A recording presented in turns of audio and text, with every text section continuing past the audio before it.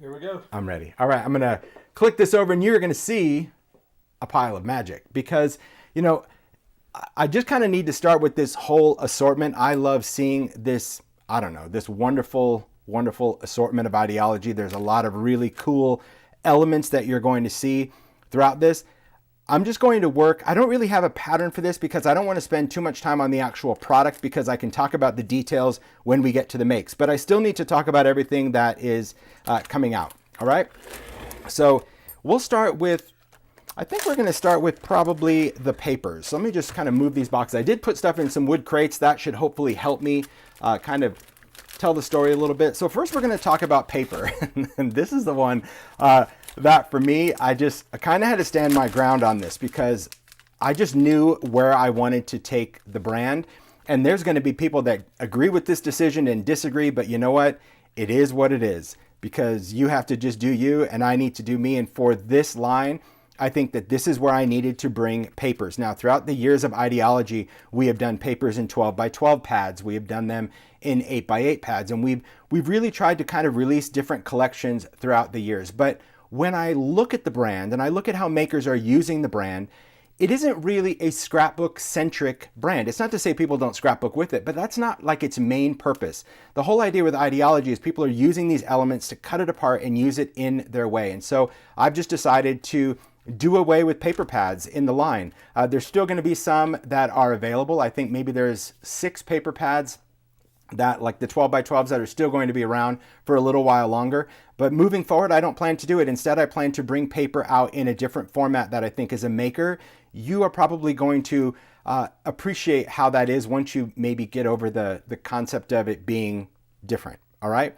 So first thing we'll talk about is just the solid cardstock. I'm a huge fan of solid cardstock, something that's just going to have a little bit of color and texture. And so in the collection, we've had Kraftstock. Now, Kraftstock, as you know it, if you're not familiar with this, it is a craft paper flooded with color. So this color is actually printed on the craft paper. And this has that texture, that kind of linen texture. And this has been good. This has been great through the years. You can see that this was sold in a pad. But if you bought this, if you're a maker, you know that it only had like one sheet of each color. And so if you used it, like I did there, you cut it out, then you're like, oh man, you have to crack open another pad or something. The only thing we gave extra of is black. And eventually we did blackout, thanks to Zoe Hillman, who inspired a whole pad of black. But this texture, if you're die cutting, great. If you're sanding it, great. But if you wanted to do any kind of stamping, not great, because you can't really stamp on that textured linen paper. And this kind of came as a happy accident because as we were working on this new size and new format, one of the batches came in untextured. And at first I was like, oh, there's a problem. But then when I discovered how cool it is, that's just where I went. So these pads of Kraftstock, this 8x8, with the exception of the metallic will still be around in pads for a while, but this Kraftstock and the blackout is being retired because we are replacing it with the new Kraftstock. Now this Kraftstock, this is size 6x9, right? It's just a 6x9. Why? Because I thought it was a perfect size if you were going to die cut it. It could go right through your die cut machine, which is ultimately what it's for.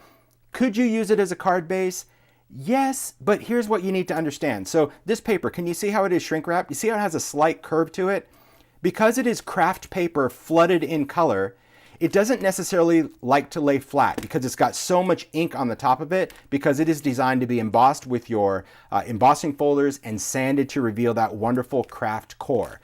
If you use it as a card base, just fold it in half, you could do that, but I will tell you that you're going to need to flatten your card, whether you run it through a laminator or iron it flat. So keep that in mind that this is really designed to cut apart, use with your die cuts and embossing folders. If I was going to do a card base, I would do something a little heavier like Ranger Heavy Stock, right? But speaking of weight, in addition to taking out the texture of this and how we've repackaged this, we actually made this thicker. Instead of an 80-pound, which is what this pad is, the new Kraftstock is 100-pound because if you've been following, you know that the thicker the paper, the better it is when you're doing your embossing and die cutting, right? So you can even hear it. There you go. You hear that? So it's a much thicker stock, and that also I think is what's creating this curve just because of how it's cut, but I'm totally good with it. So here's the great thing about this. It comes in warm, and you can see the warm colors, cool colors, and neutral. So there again, if you have a specific palette that you work in a lot, you could then just go and get one of those packs, and you get 3 each of 8 colors in the pack. So instead of just having one of that wonderful green, now you're going to have 3 of those. And you can see here that the finish is completely smooth. So it doesn't even have a shine on it, which I think is so amazing to me from a craft perspective. So we have that paper that has that same matte finish. You can see the fibers in there. So when you stamp on this, it's going to stamp crisp. When you emboss it, it's going to emboss beautifully. When you sand it, it actually sands the craft or the color off better than the textured one, because now you're able to get right down to the core much quicker when you're using your sanding paper or if you're using a file or anything like that. So I'm really happy with it, and you can just hear the weight of it. So yes, could you make a card base? Absolutely, but just keep in mind that when you work with this, it is designed to be cut or embossed. And so I'm really happy about the Kraftstock, just that whole direction of how it is. And I can just tell you that Blackout, even though we are retiring the pad, the idea is still thriving strong, because you can expect to see Blackout in this, oh, I don't know, maybe around Halloween time. Not just going to give a little teaser, but that's a big teaser, because I think you're going to fall in love with that paper. All right.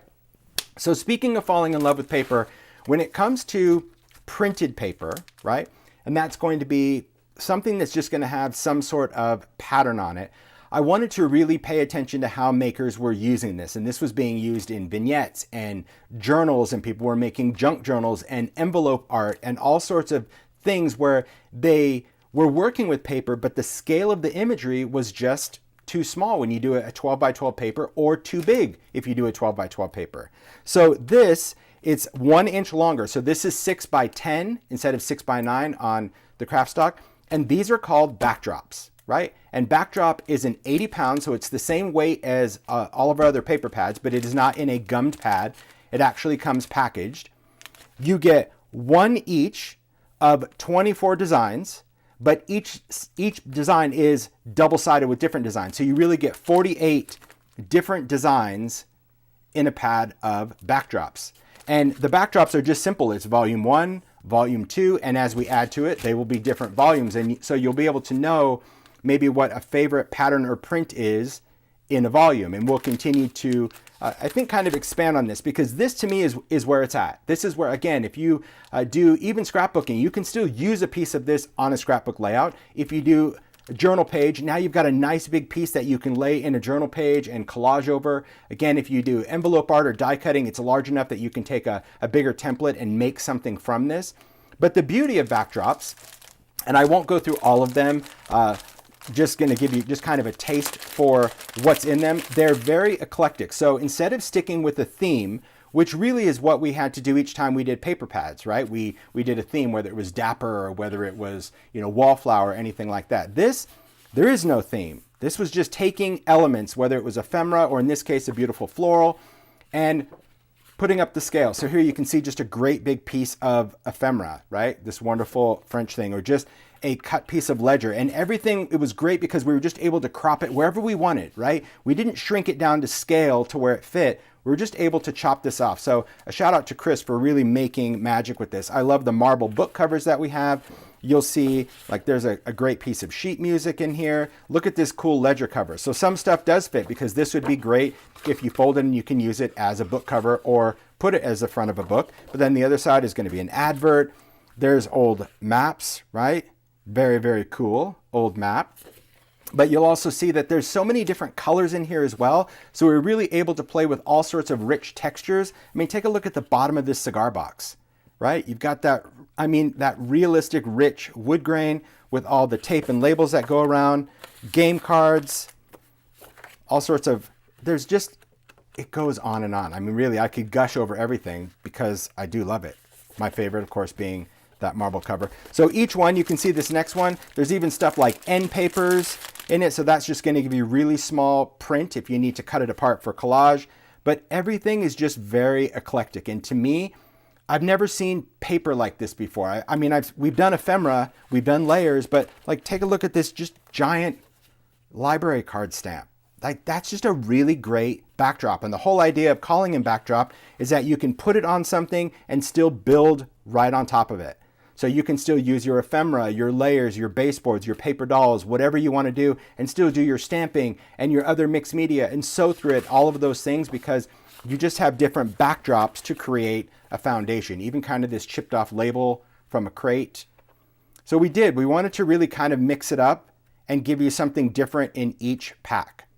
And every time we do it, we're going to try to kind of stick to making sure that there's different scale of things and different patterns and prints and all of that. So just really happy about the backdrops. All right. So next is this one. Now this is all on Paula because it's pretty, right? So worn wallpaper has been a very strong SKU in idea-ology for many, many years. And we've released it for seasonal.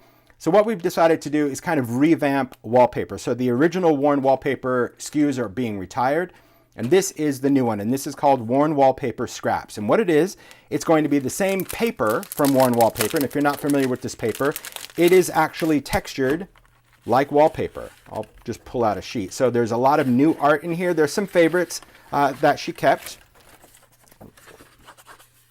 There you go. Can you see that little texture in there? There you go, the light just hits it perfect. It's not the same as the old Kraftstock. It actually feels like wallpaper. And this is inspired by, well, vintage wallpaper. There's a lot of cool different wallpaper patterns. But what we did to make it different is go in and take elements from those wallpaper and create these die cuts, right? So these are already cut out. These are the scraps part of worn wallpaper. Scraps, you still get the wallpaper sheets, but now you get these fun scraps that you can use as borders. You've got florals to use as backgrounds, and you get a lot of different die cut pieces, all different colors and scales and patterns and florals that you can use for your collage. And I think that just always thinking of different ways, especially this is what I love about idea-ology, right? So working with the team at Advantis, you would think that most companies would say, hey, Tim, like this is a great SKU, so we're not going to change it. We're just going to keep going. But I love the fact that we can take a great SKU and they're okay with making it even better. And that to me is really what I love about the brand. It's something that, yeah, there are things that are just kind of staples in there, tried and true, but then there's other elements that we can say, hey, this is really cool, but we see a lot of people going around and cutting out elements of this, so why don't we include that and create different scale of elements? I think that was another thing that's really important. So a shout out to Pete, because really I just kind of sat back and watched her and Chris kind of create this. So I'm like, I don't really care what flowers you do. They're just beautiful, really beautiful. And she spends a lot of time finding wallpaper, right? A lot of time and a lot of money because she has really good taste. Okay, yes, she does. All right, so yeah, it's true. It's true. All right, so next up, let me bring in some of this. I'm going to just bring in some other paper elements. And let me grab this, move this out of the way, and got that. Okay, so a couple of things. We're going to talk about some different paper elements.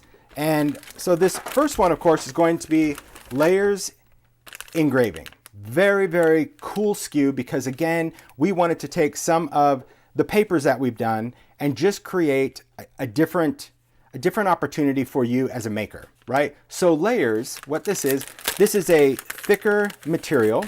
It is coated. It's the same material that our paper dolls are made out of, so it's thicker, and because it has a coating, this is going to allow you to use these and color them, right? So you can color them with your markers, you can use your distressed crayons, and you have all of these elements, and I'll just kind of dump out the bag.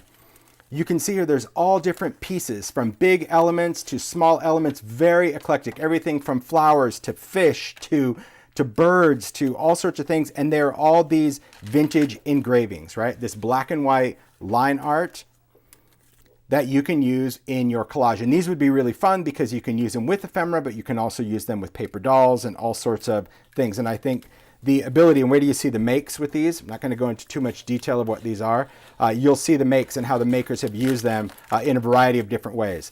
So think of this as like coloring cuts that you can use on your collage and just add that tinted color. Can you throw that back in the bag? Thank you. All right, so these, very, very excited about. And I want to talk about this because I'm sure when people get that, they're going to see this and go, wait a minute. These are stencil cards, but really these are not designed to be stencils. These are designed to be elements, right? Die cut elements. And I'll show you what I mean by that, and you'll see it from the makes as well.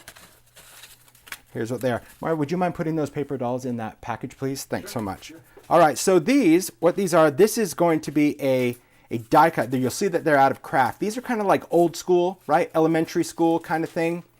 If you remember these, they were a much bigger scale. So we shrunk them down, put it on this heavyweight craft, and this is designed to be used as an embellishment. This is not coated at all. So if you try to do a wet medium or anything, they're really not designed. Can you run some ink through it? Sure, but the idea, and you'll see how it's used, is to cut apart and actually glue it into a make. Use it as a page in a junk journal. That's the fun thing about these stencil cards, is that they make really great embellishments. And you'll see that there's all different fonts and different sizes, and it just has kind of that old school lettering card with the ruler. So the stencil cards really are an embellishment to work with, to use. That's the idea behind these. And yeah, there's going to be people that try to stencil and go, oh, this started to fall apart. Yes, it's only cardstock. It was really designed to use as an embellishment.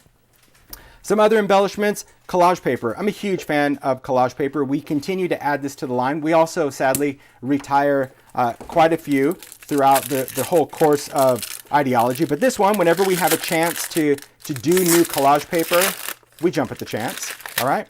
So this is Entomology, and we love the idea of the insects, adding different typography. This is a very thin paper that when you use collage medium, this becomes translucent. So you can apply this to fabric, to wood, you can put it over metal, you can put it over chipboard, and this paper, it actually becomes translucent. But unlike just using regular tissue paper, you can kind of hear it, has a little bit of a crunch. Unlike using regular tissue paper, it doesn't dissolve when you put a wet medium on it like glue. It will, however, dissolve with water. So if you ever want to create some collage, and I've done videos, take a wet brush and go around an element and the paper literally will pull apart so you don't have to cut anything out. It's just a really great way to create backgrounds. I've seen a lot of people using the plain collage paper, doesn't have any printing on it, which has been retired, but they're stamping on it and printing on it and doing all sorts of cool things. So I do love that we got a new collage paper, especially with those big bugs and moths and all that. Okay, these next ones, I'll just bring in these elements and then we'll talk about paper dolls.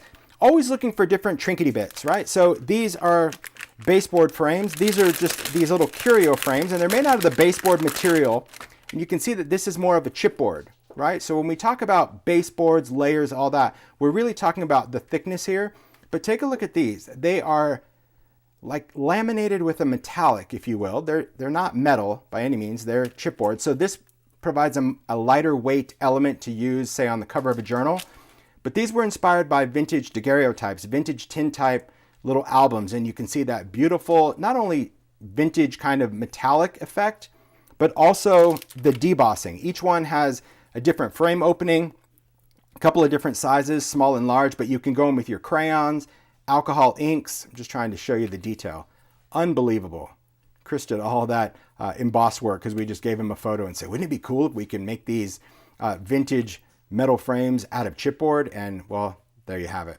Beautiful. So curio frames, really, I think this is going to be a super popular SKU because they're just so unique. You could put photos in there or even put it on the front of a card because it is lightweight enough. It's just chipboard, and then say do die cut flowers out of it, right? Or have butterflies. Sometimes when we have little die cut elements and you don't know how to anchor them, a great way to put them on any kind of make is to have them coming out of a frame, have them spill out of a frame. It's really good.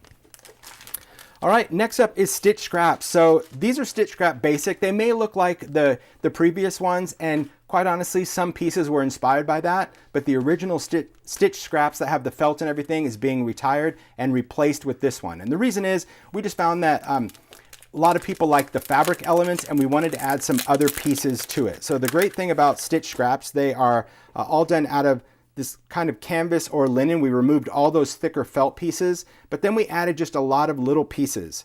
And the beauty of this is you can see it's just stitch scraps. Some things are hand stitched. And so you can glue this into a junk journal or put it on an envelope or a card to make it look like you stitched fabric onto your piece. Now these are all inkable, so you can use any kind of translucent inks or paints through them. A great way that you can add to a mixed media element, right? It's very Seth, although Seth does a lot of his own stitching, but you know, again, in your assemblage pieces, you can lay this element on there, glue it, ink it, fray the edges, And so we've added kind of these journal tabs. If you're going to do junk journals, now you've got these tabs, or they can also be done as pockets, and just some great pieces to work with. And they're stitched in red and black. So those are the Stitch Scraps Basic. I just like that because a lot of people are doing sewing, but then even if you have a sewing machine, there's times that you just want to take a little element, but you don't want to get out the sewing machine and do all that. Well, you know, either get these or think about making your own stitch scraps and keeping a pile of them, because they are very handy to have.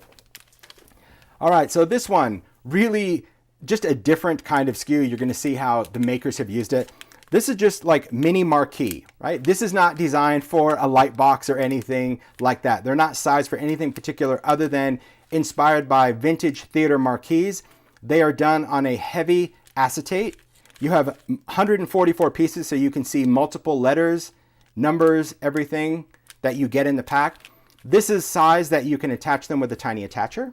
Very cool. Or you can use the tiny clips, right? So these little guys, you're going to see that if you want to take that little clip, you can use these letters or numbers and you can clip them onto, say a string on the front of your card or inside a box to actually spell out a word or something. You can back them with acrylic paint. You could alcohol ink them, but they're just little marquee letters from the theater. I like that font, and I think it would be great to use in planners or journals, whether you're just going to put an initial or you want to spell a name or just use it as collage. You're right. Marquee and tiny lights. I totally agree with that. Yeah, they're really, and you're going to see some of the makers actually lit these guys up, which really cool. Okay, let's get into these, because I will say that from a time perspective, believe it or not, of the entire collection, we probably spent more time on these two SKUs than anything else, because it really mattered to us to kind of reset how we were doing paper dolls. Now, throughout the history of idea-ology paper dolls, we have always tried to make the collection as diverse as possible. It really is, but we seek vintage photos, but these are vintage photos that I actually need to purchase. So I do get a lot of emails from people saying, oh, I've got family photos, you can borrow all that, but due to licensing, I need to own the photos. So we spend, well, every single day looking for photos. I know Paula spends every day looking for photos. I just kind of jump in when I can. I have some saved searches, but we're trying to find photos that really kind of tell a story, but also have some beauty to them. And because we spent so much time looking for new photos, we found more photos than we had the ability to put in a single SKU. And so in order to make a better offering of different people from all over, we decided to revamp how we do paper dolls, right? And this is really important because we've been doing paper dolls for years, that if you just go to buy a pack of paper dolls, especially if you're shopping online and you're like, oh, paper dolls, you may not get these new ones. So I would just want to explain the difference and what you're looking for, okay? There's two SKUs now of paper dolls. One is called solos. These are individual people, men, women, children, that are just single or solo people that you can use in your makes, and you're going to see how amazing they are. Then we have groups. And so groups, obviously, as you can see, take a lot more space on our artboard. So giving them their own artboard really allowed us to include so many different types of groups. This would be couples or 2 or 3 people or groups. We had a lot of requests to actually bring, there are these little kids right here. They were in, I think, the original Found Relatives one time. We brought them back. So we've really gone in and spent a lot of time, not only on the photos, but also Chris has spent so much time retouching, because a lot of these vintage photos are not in the best condition. Sometimes they're behind a chair, so we have to, put an arm on there. Or sometimes they're missing feet, and Paula has to find shoes for them. And there's just a lot of work that goes into it. But also we wanted to make sure that the die cutting was perfect. And so a shout out to Tracy, my product manager, who just goes and works with the factory to make sure that, nobody's missing half of their face or part of their leg. So I just want you to know how much time and effort we put into this. We're always striving to find the most amazing photos and include as many variety of photos as we can in these. So I'm really excited about the paper doll solos and groups, because I do think that it's going to give just more opportunity for people to work with these dolls. And I've seen them so much lately in everyone's collage and junk journals. It's great. And of course you can use your own photos. If you have your own photos, by all means, use those, but we really try to provide as many as we can. All right, I'm happy about that. I didn't even look at the quantity of this, because I just saw someone else. So there's 83 solos and 50 groups. So there are a lot of paper dolls between the 2 packs. That's a lot to choose from. And it is 1 each. Again, we pretty much stuck to like 1 scale. We didn't do all the little people because, you know, something super tiny just didn't allow the tinting and how we see people use. That's the other part of ideology. We spend a lot of time really paying attention to how our products are being used out there. All right. So next we're going to jump into just some stickers. Maybe seems simple to you, but you'll see how these makes really use stickers in such a beautiful way. This is the metallic sticker book. Now, I've had a metallic sticker book in the past, but there again, just because we've done it before doesn't mean we can't do it better, okay? Pamela just said, I'm waiting for pet and vintage animal images. I'll tell you about that. It's very hard to find animals vintage because back then, I don't think people had the money to take photos with their pets. We have a couple of them, but yeah, it's a challenge. All right, so on to the metallic stickers. Instead of just printing a metallic, we went in and did foiling. So all of these are actually a foiled sticker. So you're going to see that the black area, it's still coated, but it's going to allow you to stamp or emboss or draw, but then the outside area is foiled. Same thing with the quotes, right? So this is foiled in gold with a black background. And then we did the exact same assortment, foiled in gold on a white background. And the beauty of this is you can go over this with your distress inks, your oxide if you want to color the background paper, and then you just wipe it off and it will come right off the foiling. It's a great way to add some color, and there you can see the same thing with those metallic labels. So in the metallic sticker book, you have different types of quotes and labels in black and gold and white and gold. It's just a repeat of that in the book. So really, I love the way that those look, especially those, well, you'll see, those medallions. Woo! Look at those little vintage labels too. Oh, I could get the shine forever. Okay, another product that we've kind of went to the next level. Now we did this, and I love this. We did this label tape, which is kind of like the vintage label maker. And we have 2 SKUs of it currently in the line. I believe it's numbers and alphabet, or maybe it's down to 1 SKU.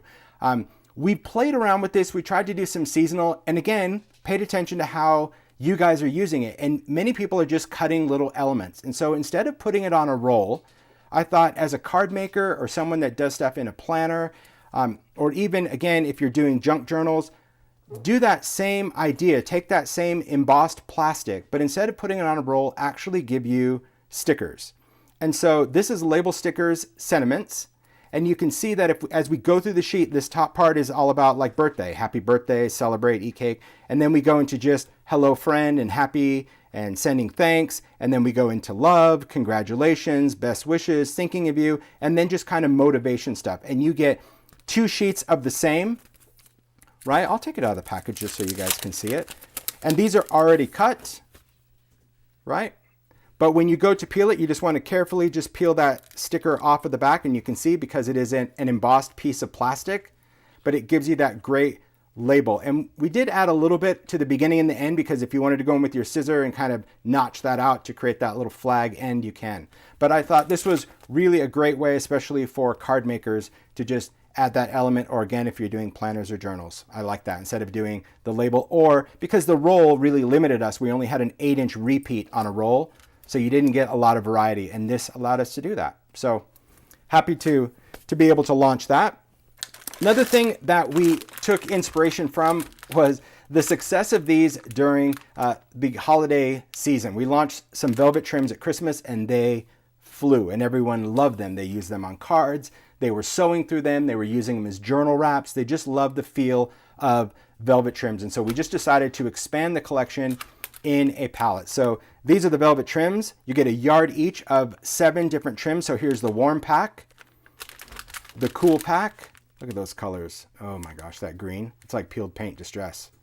Swoon. All right. And then of course, neutral, because you need to have black and gray and cream and a little vintage photo walnut stain. Am I right? Right? Little antique linen, and of course, white. So now for your velvet trims, you have a lot of different colors that you can work with into your makes. So happy to have that as part of the everyday line of ideology. Then we went into tapes. Now, for ideology, we've had a lot of tapes in the history. We've had, you know, tissue tape, which was kind of a thin washi tape. We did design tape that was just a printed washi tape. We did some fabric tape. I think it was last year, maybe the year prior. And so all of those tapes, just so you know, all of those other tapes in ideology, have been retired. So if you see any other rolls of design tape and all that, if you're a big idea-ology washi tape fan, you better collect it because it's gone. But what we decided to do, even from the fabric, is we retired the fabric tape. And again, I think we just launched it last year and came out with linen tape. And the reason we wanted to do this is because, again, how are people using it? Many people are using this to bind books, to bind junk journals, to put on a card and actually stitch through. And so I wanted something that was just a little bit more heavyweight, that really had that fabric or linen vibe to it. So here is the linen tape. It's 2 rolls, you get 3 yards each. We did some different art. Some of the art we kept the same from the last SKU, but take a look at this ledger one. Oh my gosh. I'll try to hold it to the camera. Look at the texture in there. It's almost like, kind of reminds me of like a seat belt. It just has that feel, okay? But the beauty of this tape, and I'll just grab the end here, okay, just so I can peel this off with my pork chop fingers, okay, once we get it started, okay? It is paper backed initially. So you can take it off the roll, you can cut where you need it to go, and then you're going to peel and stick. But I want you to keep in mind, this stuff is very sticky. It's designed to be sticky because, again, your use, your application, we need something flexible. So if you do mini books or junk journals that have flaps or pockets, or if you want to put it on the side of a card and then put something over the top of it, we wanted that tape to really lay down. So that's the great thing about linen tape, is the thickness and that stronger adhesive. So this is the other pack that's got that ticket roll. This is like the original fabric tape, but now it's linen, which makes it a thicker weave and stickier. And then we've got that other floral pattern. Here, I thought you did linen tape for me. I use it on all my boxes. Mario loves it. He's like, this tape is really strong. I'm using it on the box. I'm like, well, okay. It makes my boxes look awesome. It does. Yeah, so we did take... They're like, you have the best boxes. Yeah, you have the prettiest tape ever. Well, I don't blame him. Okay, now let's get into some of the trinkety bits. We're going to get into all the little embellishments and elements, and I'll talk about some of the things. Now, there are, as with anything, there's always a couple of things that we do through the season that we're able to pull into the everyday line, right? Tiny Lights was one of them a couple years ago. I just mentioned velvet trims that we did at Christmas that now we're able to bring in the line. And these two guys, we did these for Halloween last year, and so popular that we kept them in the everyday line. So these are Toadstools. They're the same as the ones we did for Halloween, but now they're everyday. They are done out of resin. We've seen people do everything from making a beautiful botanical element with it to, you know, putting them in a display dome, to have paper dolls behind them. There's so many different things. We've had even people paint them, add some dots to them, and they're just a really cool embellishment, something different and quirky. Just like Laboratorie, and that is, of course, these corked glass little flasks. They have the little measurements on there, and wait till you see what the makers did with them. Like, I thought, okay, they're all going to kind of be creepy, mad scientist kind of thing. No, no, they totally lost the Halloween spin. They took them a whole different direction for the makes, so I can't wait to share that. And then these are vignette panels. Now, vignette boxes, if you're familiar with the line, you're going to see a lot of vignettes, is that charred wood thing. And a shout out to Tracy, because she works with this factory tirelessly, because I want something that is not only this nice wood, but this isn't stained. This is actually torched wood with fire that creates this effect. And that still allows me to go in and paint it, stain it, all of those other elements. But in addition to the boxes, there are times that we just want to use a piece of wood in our make. Maybe it's a base, maybe it's a backdrop, maybe it's a door for one of the boxes, whatever that is. And so these panels, these are vignette advert panels. And what I did is took the idea of the wood, but then in addition to charring, actually printed different adverts. And they're just different adverts. Now, when you get a package, sometimes it's a little bit worn off because when they torch it, they might torch some of it off, but that's the charm of this SKU. It's designed to have that worn and weathered look. So this is kind of like the corner of a cigar box, or this is just part of a crate from a merchant tailor. I do love this one. The Painter Supply, the watercolor. And you can see, I mean, they're going to be different just depending on how that wood is charred. I love the Brush Electric Company. Now, these larger ones do fit the regular vignette boxes if you wanted to create a hinge door, but they can also be used just as a back panel. So I love the ability to have some vignette panels in the line, because they could be used for so many different things. Then we'll get into some colorful metals. Now, trinket tins, again, this was inspired by how you guys use other products. So in the past, we've done little trinket tins, which were kind of hinged tins that you could collage and do elements inside. But most people, when you open it, you really lost the whole idea of the door. So we saw a lot of people just taking off the doors of the tins and using it. And that was the inspiration for this SKU. This is called tin tops, okay? And all they are the tops of tins. There is no bottom to them. They're all inspired by vintage typewriter ribbon tins. Look at those colorful graphics. These are metal. They are tin. So on the inside, it's just silver metal like the top of a tin, but look at that wonderful art that is captured. So these could be used in so many different ways as a foundation or as a back piece, and you'll see from the makes. And then Flair. Now we've done Flair for the seasons. We did wonderful Christmas Flair. We've also done regular Flair in the line, but these pieces were they had a different purpose. This again, a shout out to Paula, because she wanted something that was a bit more just kind of aspirational, just had some just inspiration, wonderful quotes and things like that. And so she worked to create this, and a shout out to Chris too, because this took a long time, but little photos with all these wonderful quotes on there. So this is just called Quote Flair. Lucky is a state of mind, hope is never lost. And I think you even saw a sneak peek for those of you that did the Simon kit. These were in there as well. But you can see that these are nice. They don't have a pin back, but they are like buttons designed to glue onto an element. But a really beautiful thing that you can put on a project that just adds a really nice little sentiment on top of that. All right, make today count. It could be used many different ways. We've even seen people like attach magnets to the back of them. So many things. But take a look at this. I'm like, these are great, but how small can we go with these? So this is mini Flair. These are little, I mean, you can see compared to my pork chop finger, these are little tiny buttons, again, no pin back, that you can glue on things. You can put them in the centers of things. They could be in the center of collage flowers. They can use in any of your assemblage. They are just a button. So again, it makes a nice embellishment on something, not too thick. You don't have to pin it to something, but I just love how eclectic they are. You know, we've got that guy from an old cigar band. That's from the bottom of a box, from a ticket, a clock face. There's just different elements that can be used. And you'll see how these kind of appear in all the different makes. Really, really great. I love the idea, just how they pop.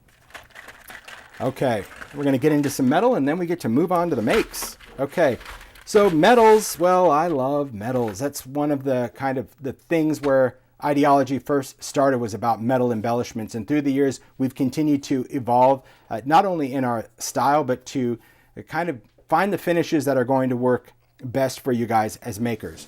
So first I'll start out with the adornments. Now this adornment pack, this is just called Lucky, and it has all different elements that just involve luck. Some might look familiar because we've taken elements from previous charm packs that have been retired and put it into this pack. Like even this little wishbone, there's a little hole in there that you can hang off of something. This little prize ribbon that you can stamp into something. But I love this adornment SKU because we all need a little luck, and it's great just to tie on to different elements. So this is the Adornment Lucky. You can see that there's a coin, some stars, a couple of the clovers, the prize ribbon, and of course the wishbone. All right. Now another adornment pack that I think is going to rock because it's beautiful. This is Adornments Hearts, and these were all designed from vintage sterling charms, that little charm bracelet. These are flat back, but take a look at the detail of these metal hearts. Each one completely unique, completely different, but all of the detail, if you guys remember those little charm bracelets, absolutely stunning. So we sourced those vintage ones and we tried to replicate it as best as possible.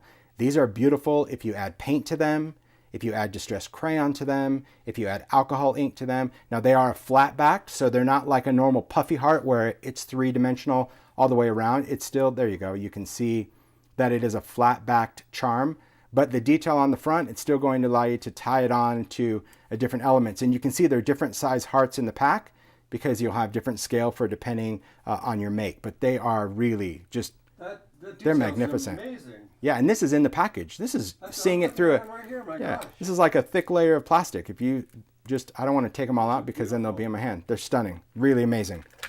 So then it was about how do you attach different things? Well, we've done swivel clasps. Remember those clasps that were years ago that kind of look like a fishing lure that nobody knew how to open. Yeah, those. We wanted to we retired those, but we still wanted a way that we had some chain and some sort of clasp that you can hang things, whether it was a pocket watch or you'll see it used as a journal closure. So these are just called hook clasps, and there's a jump ring, a little length of chain, and this really nice kind of lobster claw. It's pretty big, but it's going to allow you to clip on and attach things. So for example, you could clip this onto a journal and then you could hang your charms from the chain, which you'll see done. Or you can attach this to an element and then use this clasp to close a book, right? As a book closure. I just think they're really nice because just having that little bit of chain and that hook, you don't have to go and buy clasps and jump rings and chain and kind of create your own. Now you have that set of hook clasp. And again, if you do planners, traveler's notebooks, it's just a very cool way to add a funky little closure to that type of book. Then we'll get into some hardware. This is another one. Some of these elements might look familiar, but one is new. All of our other hardware sets, that would be the mini hardware knobs and the mini hardware pulls, those are being retired. So those two SKUs are going away. And when I find out that certain things are going away that I love, right? Everybody thinks that I control the universe of my product world, and it just doesn't happen. Sales determine the universe of product life cycle. So when things just stop selling, it's time for them to go. But I do what I can to try to keep the things that I see people using. So one is this little handle. I see that used more than anything out of the mini pulls. This little metal knob used more than anything. And so those are the pieces that I wanted to keep. But because we were going to do something new, I always take that opportunity to add something else. So here is a cool oval knob. And if you're not familiar with the hardware can be attached with little nails or these knobs. I'll just kind of pull that in the back. They have screws in the back that you can remove this. It's just a short little screw, punch a hole through a book, actually screw this on. So this way, that little piece of hardware is more stable. If you want to glue it on, just remove the screw. This way you'll have a much flatter surface to put this on. But there again, I think that this hardware is just going to be really good to have that doorknob, to have that little handle and that oval. And you can see the detail on that as well. So you can go in and add your color to it. Everyone is sure that you do control the universe. Well, you know. Don't I wish, but I don't. Okay, so now onto some metally charms. This, again, another SKU that survived Halloween. So many people love to work with bugs, including me. So entomology, well, now that's part of the everyday line. These insects that you can color with distress embossing glaze or crayons or any of the paints, you can add these elements to a collage or mixed media. It's a flat back, but take a look at the detail. If you haven't seen these bugs before, they are very cool to work into art, even where people have collaged over them with thin tissue where it kind of looks like the insect is trapped. We've seen them encased in resin. There's just a lot of great ways to use this entomology set. So I'm happy that it's part of the line. Then we have this SKU. Again, there's a lot of elements that have been retired in idea-ology. Some of you might look at these and go, oh wait, I kind of remember those. Clock keys, well, that whole SKU was retired. Pen nibs, retired. Measurements, retired. Numeric, retired. So I took elements from all of those, kind of changed it up a little bit, did change the numbers. This is a much thicker pen nib, but put it in this assortment pack called Odds and Ends. And with that, we also added this cool little coin that said reserved in exchange. It's kind of a little travel token. I love this little kind of porthole frame. It's just a flat frame that has these little screw heads that you can glue over an element. And I love this valve gauge. Now this one doesn't have a screw in the back. It's designed to glue on, but it does have a little stem in the back, you can see. But take a look at that, even with that hex nut on there. So it kind of looks like a steam valve, which is great. And these odds and ends are, again, just elements that you can adhere with collage medium into your makes, and you'll see how they are used. Then we'll go into gauge frames, and these are just, they're pretty thin. They're actually not super thick, so they're not like our other kind of ornate plates, but they are pretty much a molded metal, so it's not going to be flimsy either. But I want to explain that because you'll see how they're used, and they look really dimensional just because of all the multi-levels that we put into the design. You'll see that each one has a different opening. It's got kind of different hardware, even down to the detail of kind of those dented hex nuts. You can see here the different screws on the side. This one has them in the corner, a little dial here. And you could do ephemera pieces behind it. You can do photos, you can do resin, you can do artwork. But I love the industrial vibe of these gauge frames. Something I think we really needed to do in idea-ology, which was more industrial. Speaking of which, the final before I get into the makes is industrial gears. Now, Industrial gears, we have mini gears, and we have sprocket gears, and we have gadget gears. So what makes industrial gears anything special? Well, the detail.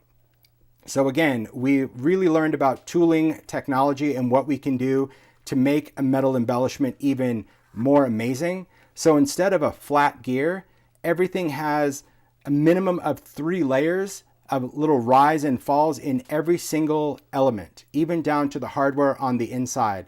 So this way, if you're using paints or anything over the top to antique them, you're just going to get things that rest in the cracks of elements, but also you're able to go in with steel wool and kind of scratch off the top a little bit. You'll also see that you've got like this really great half gear. This is about a 3-inch gear.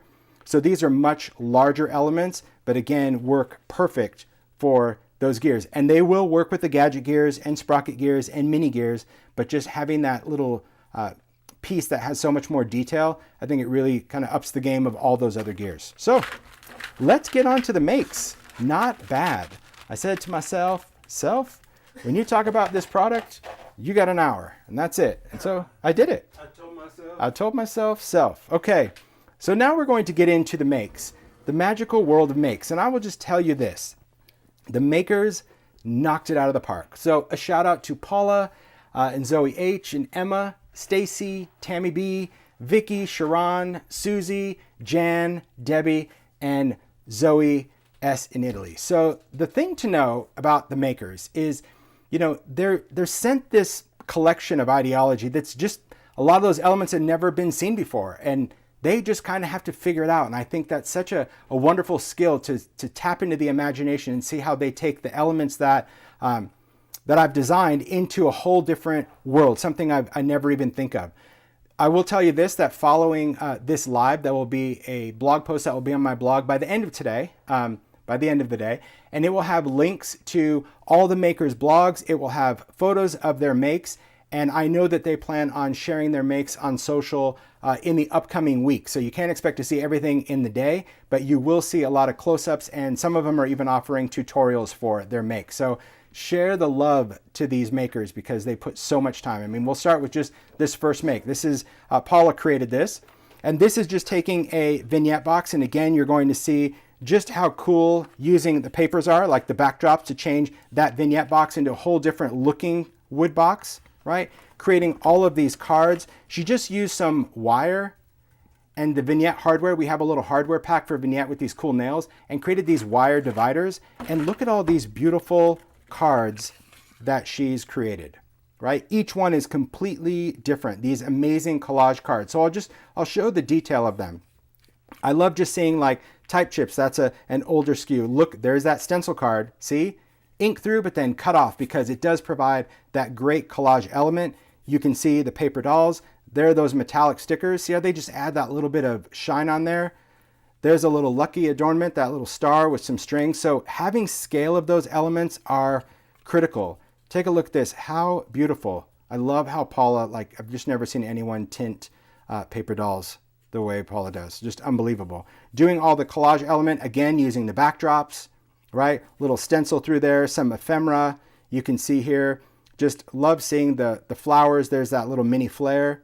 And these are those flowers that really, they're very bright in the package, something I'm not a fan of, but Paula can grunge it up with the crayons. And each one of these cards just has so much different detail, right? From the stencil chips to using ephemera, there's little tiny clips. I mean, I could just go on and on. There's so many things. I love seeing the addition of that linen tape, right? Because that adds a great pull, and it's so strong, you just stick that right over the top.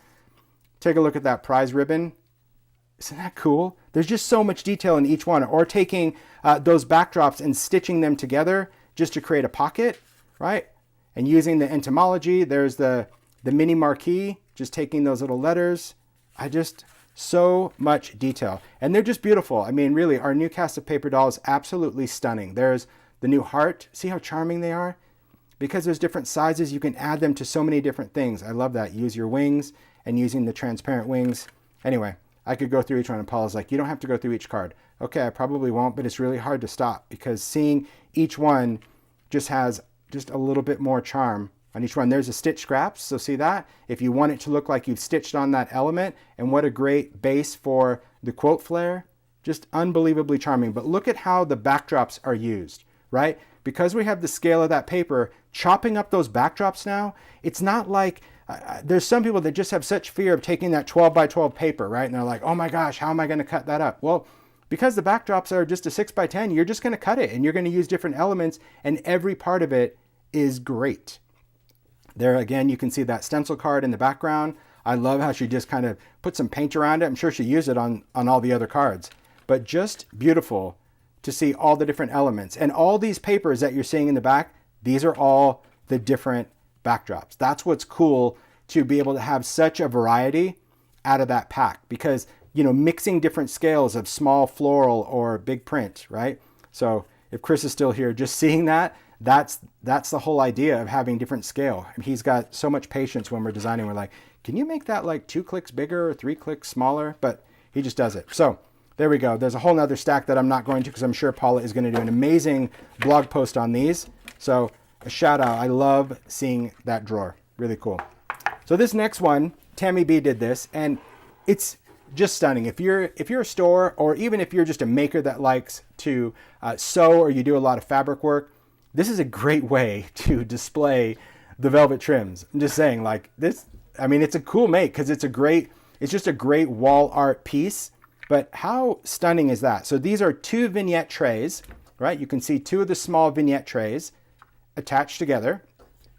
Then she went in and used the tape.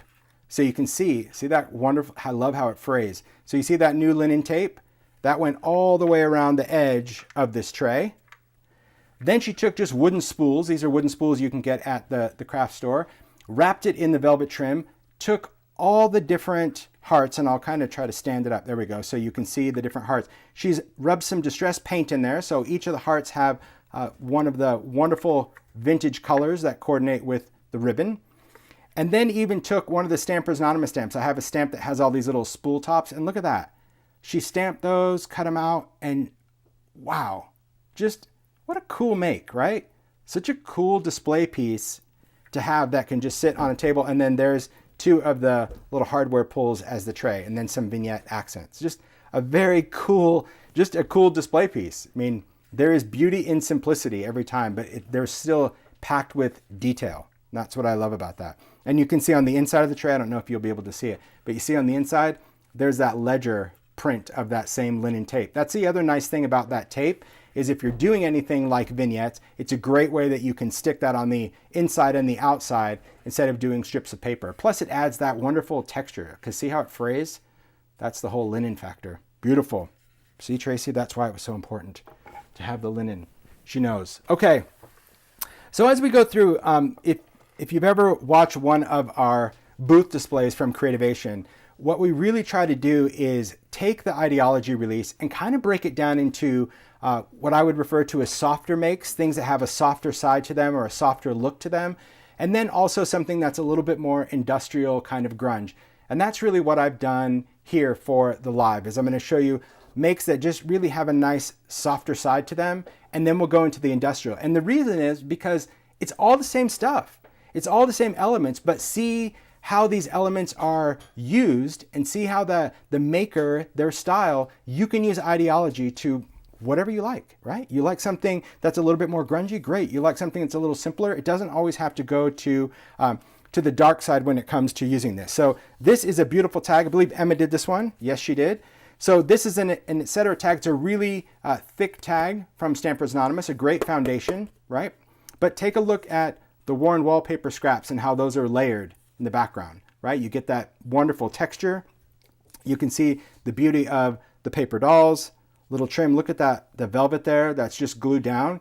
So keep that in mind with those velvet trims. You don't always have to wrap something and tie a bow, right? You can just use that and glue it down and add a little accent to it, right? I love, Emma always uses baubles. I should have known. If I would have paid attention to this, I would have known right away it was Emma's. And then you can see that wonderful quote flare.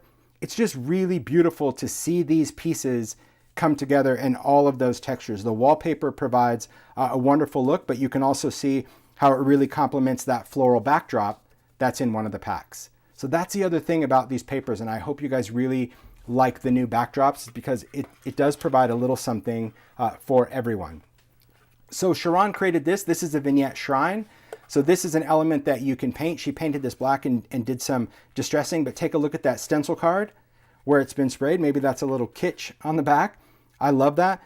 I love how that's just layered on there. There's a paper doll and there's that label sticker, right?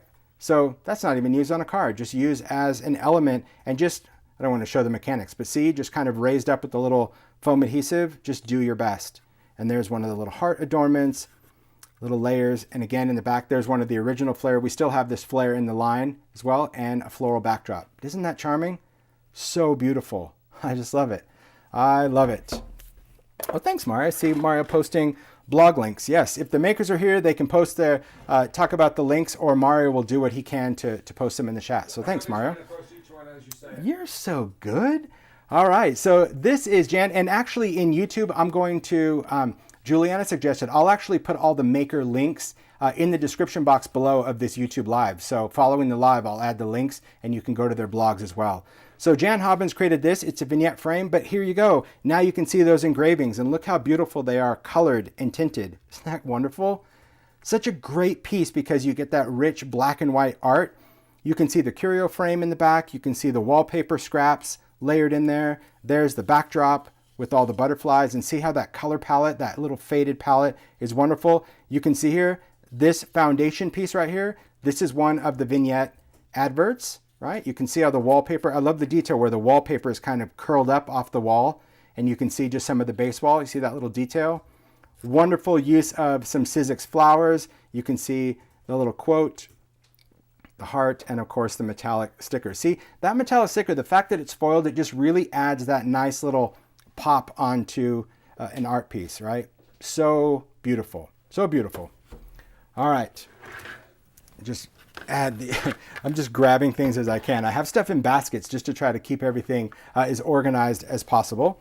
So Stacy created this. Look at this beautiful, this is also one of the etc. tags, just a thick board tag. So these are always a nice thing. It's made out of, it's kind of made out of a press board. It's not wood, it's more of a paper board, but it's really thick and rigid.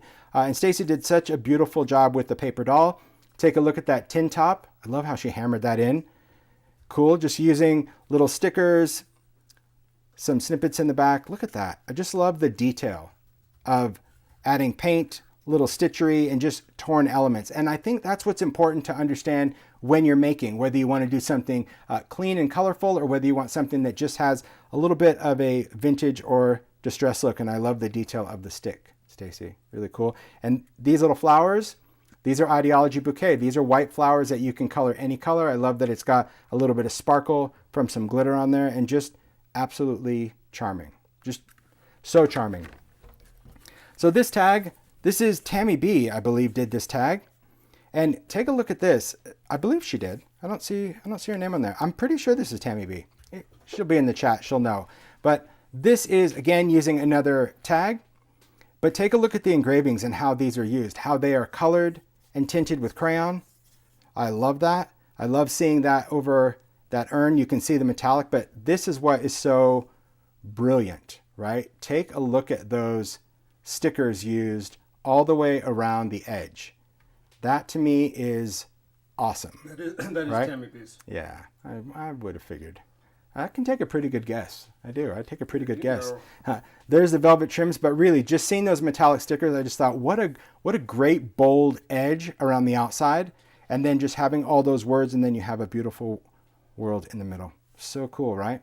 Love seeing that with the etc. tag. So again, you know, creating something large or just doing something kind of 3D or doing something small. And then we have this tray. Paula created this vignette tray. Just, I mean, this really shows off wallpaper in the most amazing way because you can see these elements. So even this little strip, this is one of the scraps in the wallpaper pack. Isn't that cool?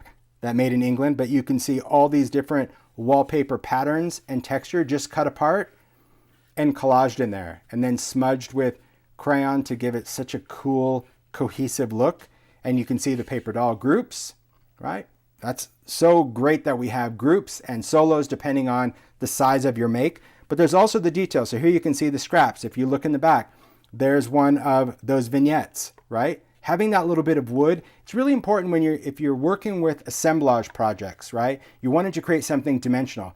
think about materials. I think that's the other thing that's super important is try to do things with metal and wood and fabric and paper just to give it as much texture as possible.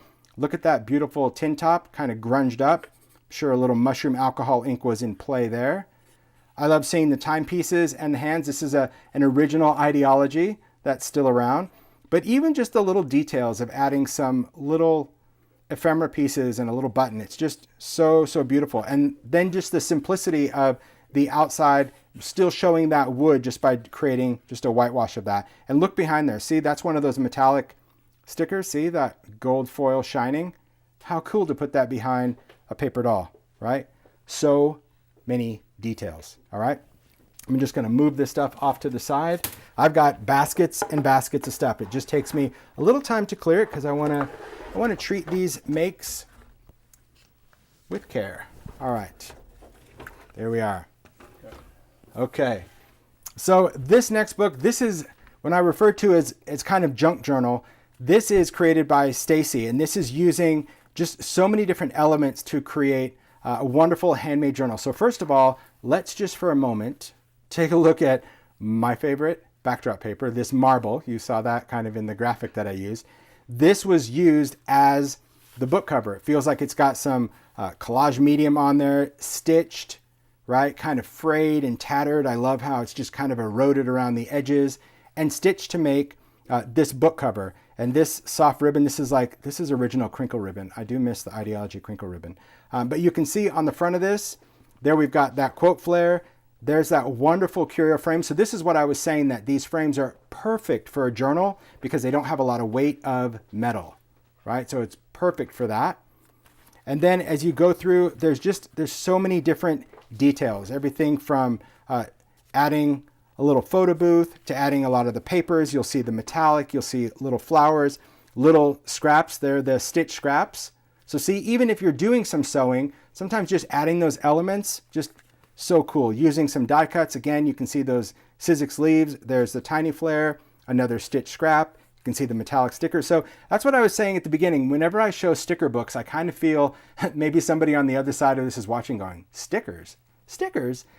But sometimes you need certain things in stickers and they really do impact your overall make. Take a look at how that backdrop is just stained. That's why this paper is perfect in my opinion. It's a big scale that you can cut apart, but it really looks like you used a bunch of salvaged elements. You can see in here, there's that linen tape, just used as kind of that binder for that page. Again, more paper dolls.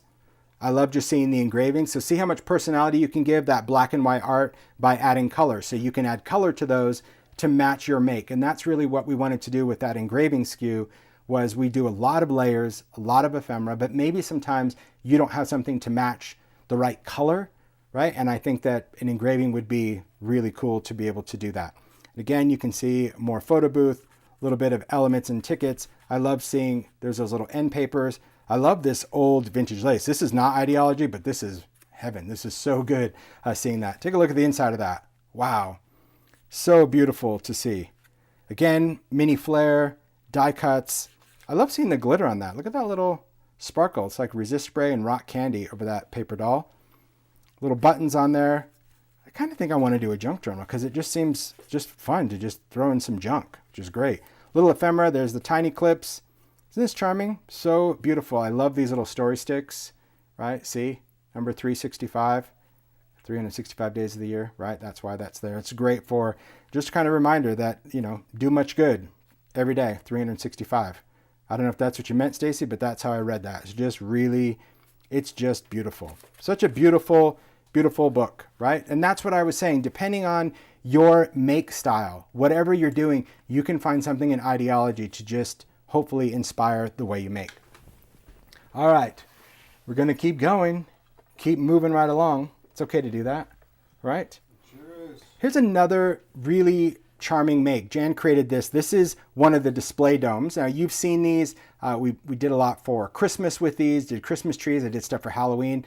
But this is the thing that's important when we're designing stuff for idea-ology, for example. So let's take the tin top. The tin top is designed to fit inside this dome, right? So that square is the perfect size that you can use inside here. There's one of those little toadstools, see the little mushroom? but adding some embossing glaze over it just adds a perfect tint to it. Beautiful paper doll. Inside, little flowers. So those little flowers are wallpaper scraps that are used.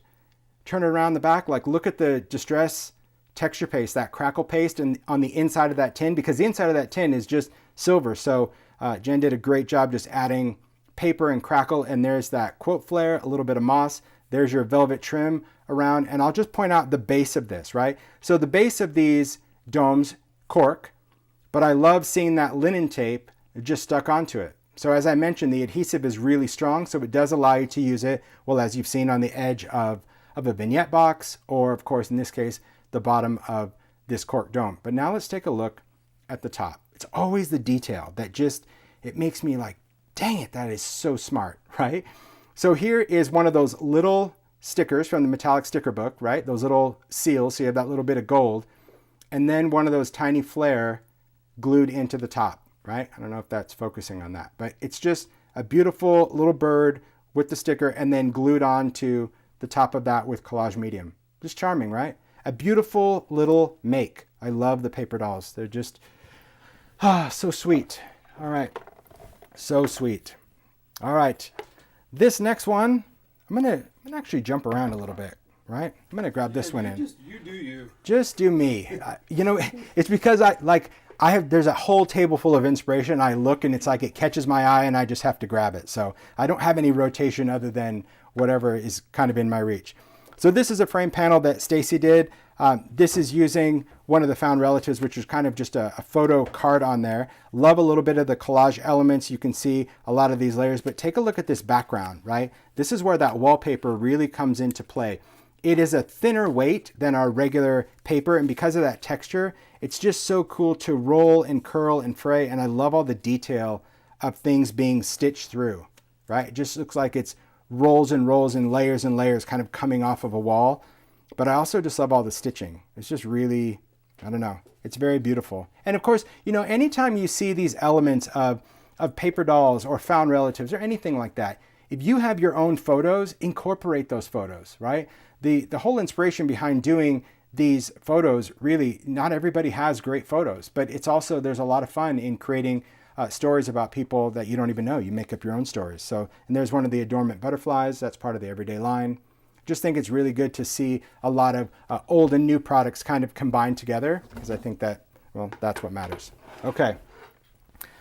So next we're going to take, I got to grab this. Okay. So Paula created this, and this is a vignette shrine. So let me just start off with just kind of showing you how that is. This is a vignette shrine.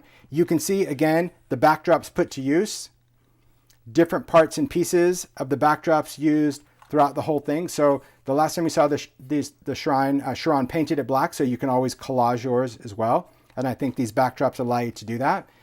And here we can see, so the shrine has these extra pieces that you can use as a base if you want, so it will stand up. But take a look at this. This is the little ruler ribbon that we have. That's that fabric tape. You'll see those little nails, and then there's that little clasp. Remember when I talked about it being a great closure? So Paula used a little mini book rings, part of idea-ology, and you can just open the book ring, or you can, you know, unhook the clasp, but it's just easy to open it up this way, right? And are you ready for this? So here's the front, and you can see, again, paper doll. I love the curio frame with that little bit of metallic, and you'll notice that, you know, adding those metallic elements to this launch of idea-ology, clearly done intentionally, but because that little bit of metallic, although it's not metal, it really does provide that element, that shine, right? There you can see one of the little flare, but are you ready for this? It's got a little velvet trim here. I want to try to do it justice, P, right? And this is a book that you pull out. I mean, seriously, stop it right now. This is adhered into that shrine right there. But this piece, so you could stand it up and display it, or you can just lay this out. But take a look at just so amazing, all these elements. So take a look at this, just beautiful. I love how Paula incorporates the different elements with, I don't know, just different words. So light the way in the sticker, but then used the little mini marquee to spell out lead, right? Beautiful paper doll, tinted. And then you see how she used that stitch scrap to kind of look like a little pocket, where it's just stuck onto that card. And there again, you see that little metallic. So we have believe in yourself, light the way, lead.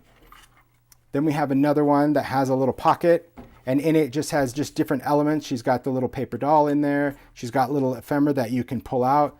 All the details are stitched. And then we have another beautiful paper doll.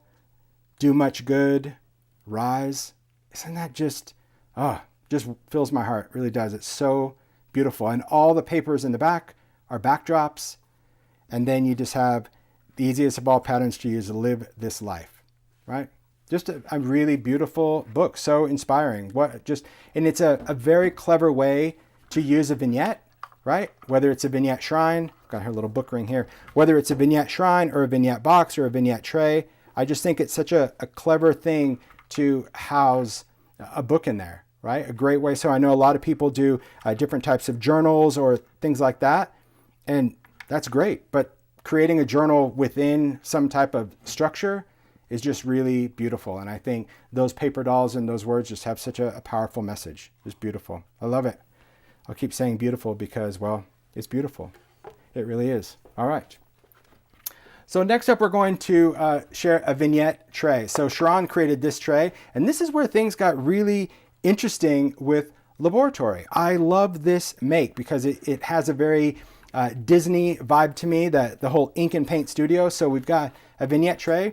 You can see the hardware on the top, right? Great place for just that round metal knob on the top. We've got baseboard frames. So this is part of the everyday line. That lace, you can see there again, one of the engravings, paper dolls. And look at these bottles. So these are done, we asked her, so these are done using resin. So the alcohol ink resin kit, or you can use ice resin with a little bit of distressed paint and then poured in each one. So this way it's actually solid, right? So you can see the liquids don't move. But now you've got these wonderful ink and paint bottles, and then how it's paired with that vignette advert panel with the painter's colors. And then this is one of the elements. I don't even know what these are called. I totally forgot. It's like a foundry element. I don't know, we make up the names, but it's got just the design studio. There's also an ink and paint one. And there's a backdrop, one of those marble papers. But how great is this make with all those pops of color? Just so good. I love seeing that. And it's funny because Sharon did resin in her bottles, and you're going to see a make from Jan who also did resin. So isn't that cool? Like two totally different makers just had a very similar idea, but a whole different application for it. So I do love this. I'll say those bottles are cool. I know, they are. They're really, really good. All right. Now I wanted to bring in another tray. So this one, Paula made this one as well because I wanted to show you. So on Sharon's tray, you saw the inside. But here's the other thing to remember about any of the vignettes, especially the trays that aren't as deep as the boxes. So here Paula created something on the outside. And that's why I wanted to have these kind of back to back. So there's the inside of the tray. But if you flip this over, it makes a great art panel. So keep that in mind when you see the vignette trays that, yeah, maybe you don't want to do something dimensional. Maybe you want something that is, I don't know, a foundation for collage. The reason it's nice to work on a vignette versus a canvas panel is that you don't get the dip, right? If you have a canvas panel and you're trying to put all these elements, all that weight, then the weight of that kind of dips into the canvas. So here you can see all of those little backdrops. Look at that oval. Oh, so cool. So see the finish that Paula gave. This is just using alcohol inks, probably uses a little alloy, a little mushroom, just to change that from silver to gold. That's why we just kind of do a base metal, because you can always give it a whole different feel and finish. But I love the patchwork of the backdrops, and I hope you guys do too. I hope when you get them, you just cut them up, right? And it makes it easy to just display, whether you're putting it on a mantle or hang it up. But there, again, you can see the paper dolls. There is that advert panel. This is one of the etc. trims, so this little kind of sawtooth piece. This is from Stampers Anonymous as well. Just like the tags, there's these little trim pieces that you can make ledges and shelves. But I love all the detail that she did in here. Again, it's all these little flowers, but Paula was sharing with me that she cut a lot of them apart, because I'm like, where did you get these little flowers? We don't have that. And she's like, oh, I just took that one back there and I cut them with the tonic scissors. I'm like, really? There you go, Paula. So I'm sure she'll share a lot of details. Paula does great tutorials, but I know she also does some kits and classes. So be sure to watch for that. Beautiful, right? See how cool those vignettes are? And this is adding a little bit, when you do ink or whether you do collage medium, you can really bring out that wood finish. But just wanted to share on the tray, it's great to use the inside as well as the outside and have a whole different look, whole beautiful side to it. Okay, we keep moving. Oh, so much to share. Oh, listen, we're not even halfway over. There's really that much to share. There's so much stuff. Well, maybe we're halfway, but all right. So these next two makes, this is from the talented mind of Debbie Adams. For those of you that know Debbie or have seen some of her makes, she always takes something just in a whole nother direction. And whenever I get the makes, I even have to wrap my head around it because I'm like, okay, how is this done? Like, what is this? So these are two makes that she has created using idea-ology. And I looked at this, I'm like, it took me a while. So let me just kind of break it down for you. So this little scale, it's a display piece. It's just a paper scale, but you can see the mechanics in here. It's just a couple of baseboard frames, a vignette frame, 2 vignette boxes, just glued for the height, covered in the wallpaper to give it such a wonderful shabby look. She cut a couple of little ruler sticks. I think the top piece it appears to be some type of paper, but again, the wallpaper scrap. So very, very kitchen, which I think is really super clever. Using some Sizzix dies to get the numbers. There's that little scissor to create the engraving. There's a little Flair, and just using those little flower elements. So it just makes for a charming display piece, something very lightweight that you can put on a little shelf. You can set something on the top of it. I just thought it was a very clever way to use the idea-ology layers and engravings and just make something as like a shabby vintage display piece. Just like this one, because I'm like, oh, it's a tin. Nope. Vignette boxes again, 2 vignette boxes with paper straps. This piece that I thought, I'm like, oh, it's a tin because it really, I don't know if you guys can see that. I mean, it just looks like metal because it's got some, I don't know if it's metallic paper or silver foil tape painted off, but there again, using those wallpaper scraps kind of in that vintage style. The wallpaper has such a shabby vintage side. Isn't it cute? It is. And then there you can see there is the curio frame. Again, that metallic frame. She made a little pin cushion in there. So it's a little sewing box where you can see, I know, Joy, you're going to love the sewing box. And there's that's a little needle threader and using the tiny Flair on that. Just so many cute elements. A little hoop where it's stamped on there. There you can see the little heart charm, little thread card. It's a very charming make using idea-ology elements. Isn't it sweet? Very, very sweet. So it always surprises me. She does. Every single time I just see that and I'm like, okay, I got to take this in. Because really some things, well, some things stump me a lot of times. How it's made or if it's something movable or shakeable, which we're going to talk about this thing next. And I'm really glad that Tammy B sent a video on this because I couldn't do it. So Tammy B created this card. I'm sure if you're a card maker and you like to do card mechanics, you've seen something like this before. I've seen it, but I've never actually held one in my hand to do it. And it was just fascinating. I don't know the technical term. I call it like an infinity card. Maybe that's what it's called. Maybe it isn't, but it's a card that just keeps going and going. But this, I think, really showcases the backdrops. It also showcases all these flowers that you're seeing. Again, it's in the wallpaper. And you can see that new wallpaper scrap has so much more of a floral vibe to it than our previous SKUs that just had more of kind of the Oliver pattern. And I think that's because of Paula's idea to isolate these pieces. We saw so many of the makers using these elements. There again, there's the label sticker. So this is that card that like opens this way and it reveals this panel. So I love the Make Today Count. And then you have that beautiful paper doll. And again, all these panels are stitched. And then this now opens this way. What? To now reveal Be Brave, which again, more wallpaper scraps. And then opens this way. Focus on the Good. So cool. Again, with the backdrops and the wallpaper and paper dolls. And then you open it again and you're back to the beginning. What? What? I don't even know how that Right. So it's like, okay, so you have that, and you have that, and you have that, and you have that, and you have that, and then you go back to that. Yeah. No idea. But it was absolutely fascinating. I would have never known I would have just been like, okay, like really, that's all I would have done.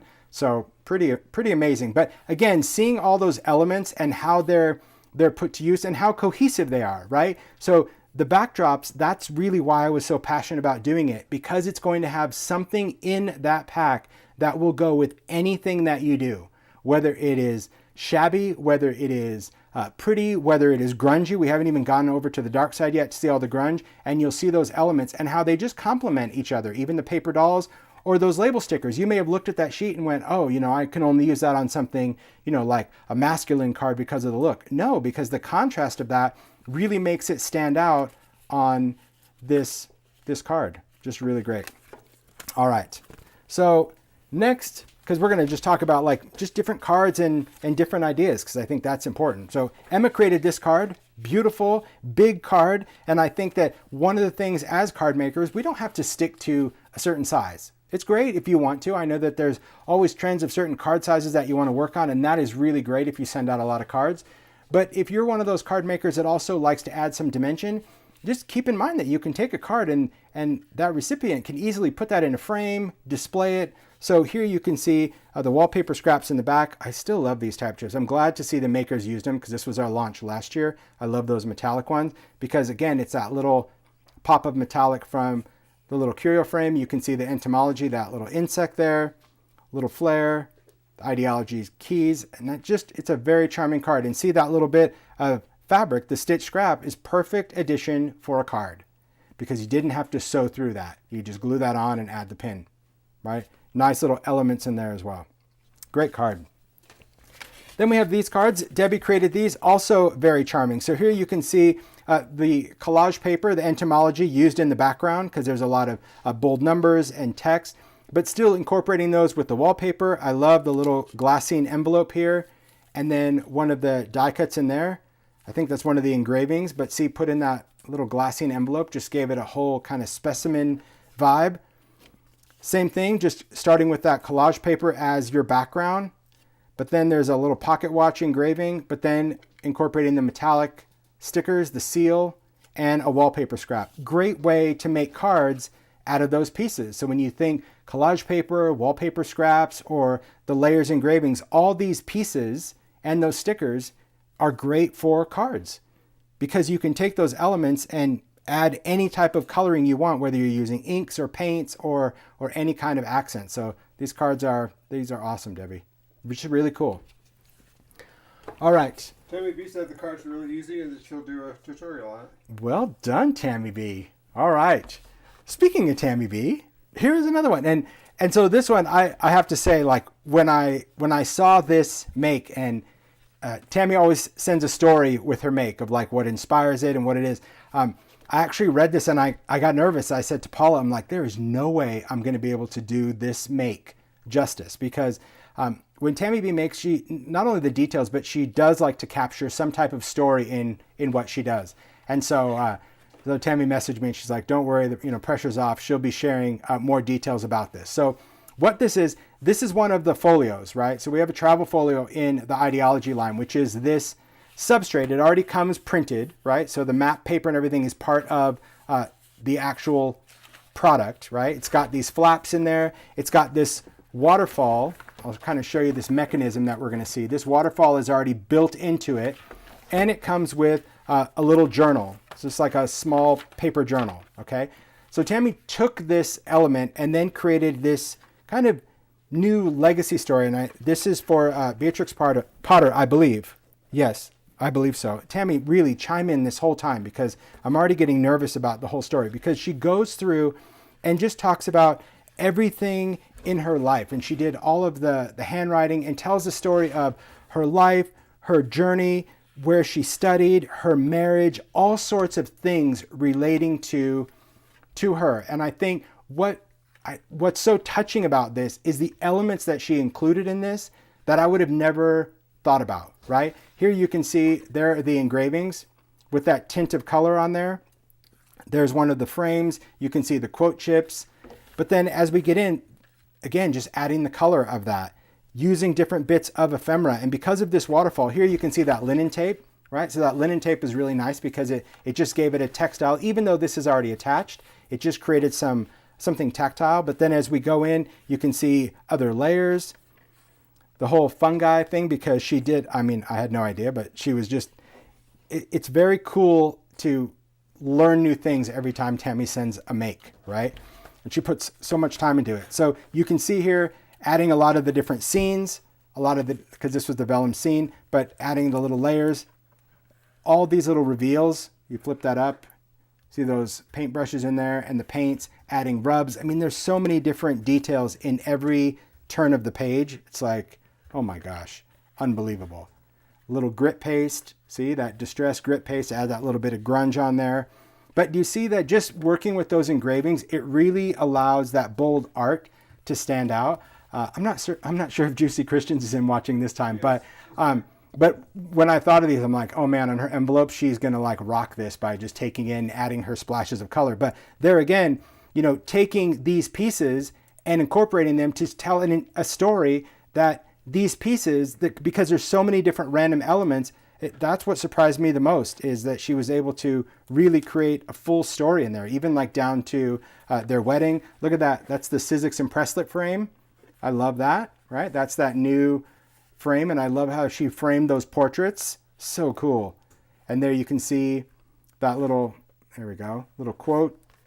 And just pockets, and then in the back she's got a journal that she took one of the backdrops, right? Folded that backdrop to create another book cover, and then just went in and started filling in little notes about it. Just unbelievable. So I can't wait to really see more about this make through Tammy's eyes and just kind of follow along with the story that she captured. But what a great make. So if you are a scrapbooker, or if you're not a scrapbooker and you want to capture memories of something, I think that this is one of those projects that's really great because you can continue to add to it. It's kind of like the foundation of a junk journal, right? But I love all the little flips and folds and all the ability to add those little inserts into it.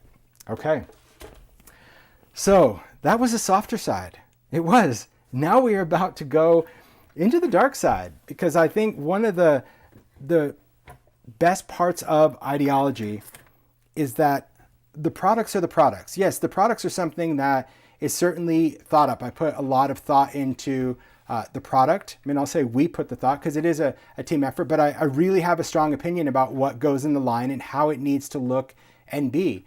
But the reason is because it needs to also have that versatility. You've seen all of those beautiful soft makes, and now we're going to get into the grungier side, the side that I like. And I think it's really valuable. I've said it all the time that, you know, Paula has really brought to the brand that softer side, because this probably could have just been a steampunk line all these years, but she's really introduced the ability of the balance of saying, hey, you can still have flowers and make them grungy. You can still have these elements and make them grungy. And that's really where we're going. And when I say grungy, I just don't necessarily mean everything has to be dark and dirty. I just mean it has just a different kind of industrial vibe. And we're going to start with this first one. Zoe created this. Zoe Hillman. This speaks to me, right? Because again, it's wood, it's metal, but I'm just going to share the details of it. So this is the tray, same vignette tray, but there you can see that panel that's raised. So that imagery is already over the top. Look at that gear. I mean, stop it right now, right? So that's the new gear. So the finish, yeah, the little bit of grit and grunge and all that magic that Zoe does, but she didn't have to build it, right? Didn't have to add, 15 hardware heads and add another gear and all that. That's the cool thing about the new industrial gears, is that when you go in and add color and grunge to it, they really come to life. Then there's a vignette box flipped over. So now it became more of that kind of raised element. You can see here, I love the hitch fasteners, little hardware being put to use. Here you can see that new gauge frame. Again, this is all distress, grit paste and crayon, but take a look at that valve. Oh my gosh, so cool. This is urban layers, right? So this was a layers that we did, I think last year, that had that little volt gauge in there, a little bit of mica kind of cracked to look like cracked glass. Little bottles down here that are painted to kind of look like little fuses. There's another one of those machinery tags. Look at that. Love that with the screws. This is probably the vignette hardware, just using the screw heads. And then these guys, I'm going to flip it because oh yeah, tiny lights for the win. So this is Laboratorie. These are those Laboratorie jars that Sharon used, right? But flipped over to make an Edison bulb. And just, again, using, look at all that crackle on the outside, a little collage medium, little wire on the back, some alcohol ink, right? and the tiny lights just threaded through that tray to make these Edison bulbs. I mean, come on, right? We started with Tammy B making those things at Halloween with the little conductors of the lights, and now Zoe making Edison bulbs out of Laboratorie bottles. Come on, that's what I love. It's a whole grungier side. Now, if you look at the back, look at that backdrop. Do you see that? So using that kind of cigar box paper, it just makes this wood look like wood in the back, but that's one of the backdrops. And that was the whole point of that paper line, is just using it in behind something else to make it all look cohesive. And there's this little snips of that paper throughout. Just such a cool make, right? Great way to kick off the industrial side of things, because you're gonna see a lot of grunge happening. So Stacy created this etc. tag. If I could tell you the weight of this, man, Stacy, you put a lot of stuff on that, and I love it. And this, for those that follow Stacy, she did a little sneak peek of kind of this realistic brick that everyone was like, whoa, how did you do that brick? Look at that. These brick pieces that she has scattered throughout the entire tag. Again, it's an etc. tag, but look at how like this gauge frame is used. That's at the top of the tag. And there's the new gears here. And look at this stencil card. Hello. Using that behind those paper dolls. These guys sitting on the ruler. And then again, having that half gear in there, that big one, it does allow you to put a big element on one area. Zoe had it coming in on the side. Stacy has it coming in from the bottom. But just all that grunge and layer. I love these tags. This is also part of Idea-ology. Maybe these are the salvage tags, where it's just a bag of all sorts of random tags that already have printing on it. But just the colors of this one, and yeah, I gotta go check out those bricks. I'm sure Stacy will share about how she did brick magic, because you just want to go in and be like, oh, whoa. Yeah, a lot of beautiful texture paste on that. All right, so cool tag, really good. I love the layer of that. Yeah, that piece. It's like a thick panel. I love it. Do you need a drink? Yeah. No, I'm good. Okay. Does it sound like I need a drink? No. Oh, checking. okay. Yeah, I was like, ooh, you're offering a drink. Nice. Yeah. All right. So when it comes, actually, I do. I'm going to take one. See, now that you said it, I wasn't even thirsty until you said it. Yeah, but you've been going nonstop. There you go. Thanks. Thanks for the reminder, Mario. So this next box Jen created, this is a vignette. This is the divided drawer. And there, again, you can see the hardware on the top of it. So it just, if you kind of imagine this being a sewing drawer, but this is designed where she designed it standing up. Now, again, there's crackle on crackle. So this is crackle paste, but on the crackle backdrop. Again, those papers, I'm telling you, they're everything, because you can cut them apart, and now you've got a big crackled panel. But this is really stunning because this incorporates a lot of different elements that I'm about to share with you. First, you can see taking that engraving, cutting out that face, kind of separating that, using that new gauge frame off on the side as the face. You can see a lot of these little mini marquees because they are transparent over the collage paper. You can see that tin top. Again, a little gear there. One of the mini cork domes and some, I love these little gears kind of on the pins. You can see all those little flare there. Look at these little bottles filled with detail. But here's the magic, so because this has tiny lights as well. So in here, because she did leave me a little list or a little note, she went in and poured resin. There you go. You can see that. She poured some of Ranger's resin and embedded the collage paper as well as those marquee words, so they are suspended and they illuminate. So these are just stitched on, right? So that's just on the paper. You can see the individual tiles, and these are embedded in there. But how great, the whole here and now. Isn't that such a cool make? What a great display, because it does just illuminate. And I mean, that's the cool thing about tiny lights. They could just be a great kind of accessory, how Zoe created the bulbs, or they could be backlighting for different panels. Isn't that cool? Look at that. Note to self. Just awesome job, Jan. Really just cool detail. Because I didn't know what, I mean, at first I touched them like, where are they? And then, yeah, I read that it's got resin in there. There you go. You guys can see that. Pretty incredible, isn't it? So good. So many details. That's the thing. And I think, you know, one of the things that I could gush over every single make is just how many different backdrops are used inside, on the back, on the walls, on the outside. That to me is one of the best uses of the paper, is really how that's done. All right, so this next one, Vicky created this one. Take a look at this. Okay, so this is, I'll just kind of break it down. So this is an etc. tag. This is Stampers Anonymous. This is, again, I talked about that thick tag. And this has one of the backdrops on it. So I'm just gonna, there's a little nail here with some chain, and this guy swivels out to reveal that great pointy finger, a lot of different elements from just ephemera, but a great panel just in and of itself because that artwork and just creating that little visual piece, right? Then this is one of the idea-ology mini clipboards, right? So the mini clipboard is already that wood that has that clip that's removable. So you can easily remove this clip, allowing you to add paper to this and then clip it back on. So she attaches, but she kind of offset it. This way it's balanced because the weight of it is over here.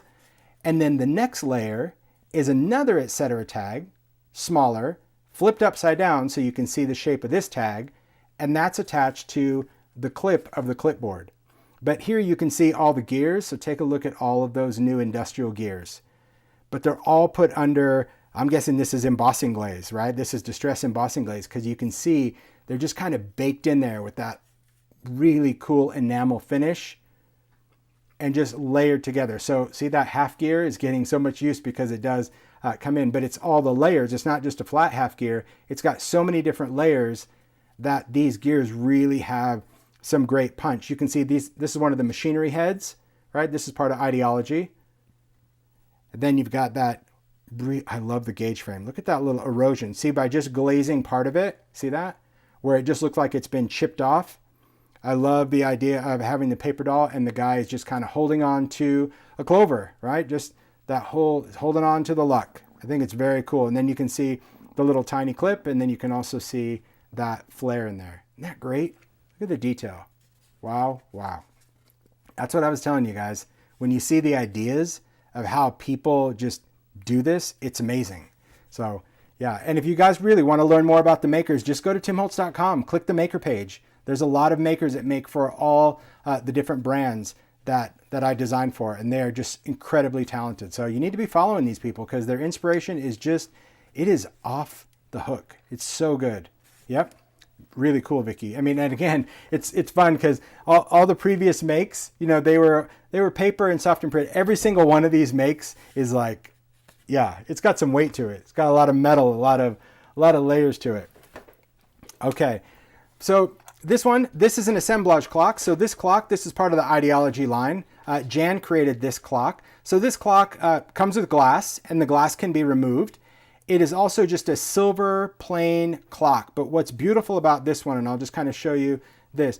This is the Entomology, the new collage paper. Take a look at how cool that looks collaged over the top of this clock. Because you have those insects, you've got that text, you've got that graph paper, and then adding some grit paste, right? Some distressed grit paste to add some grunge and some crayon. Man, this is a good one. But take a look inside. So inside we've got transparent wings. We've got the idea-ology matchboxes. So these matchboxes are just plain and you can add elements to it. You can see the Entomology insects, right? The charm, the adornment. There's a little prize ribbon. There's Laboratorie filled with some baubles. And there's just wings everywhere. There's so many little transparent wings. But again, thank you, Jan. It lights up. Yes, tiny lights. But this is so like, I don't know, Jurassic Park to me. Because this bottle is filled with resin. And it's got like bubbles, and because the wings are in front of it, it definitely reminds me of Jurassic Park with that mosquito in there trapped in the sap. But the tiny lights are just laid across the bottom, and that's what's casting the light up inside that Laboratorie bottle with the little labels on it. Isn't that cool? A great assemblage clock. What a cool nightlight, I think. It's just really neat, just because it can light up those bottles, especially for someone that just loves insects or bugs or outdoor. It's just, yeah, very, very cool. Look at that. Wow. Okay, so much detail, right?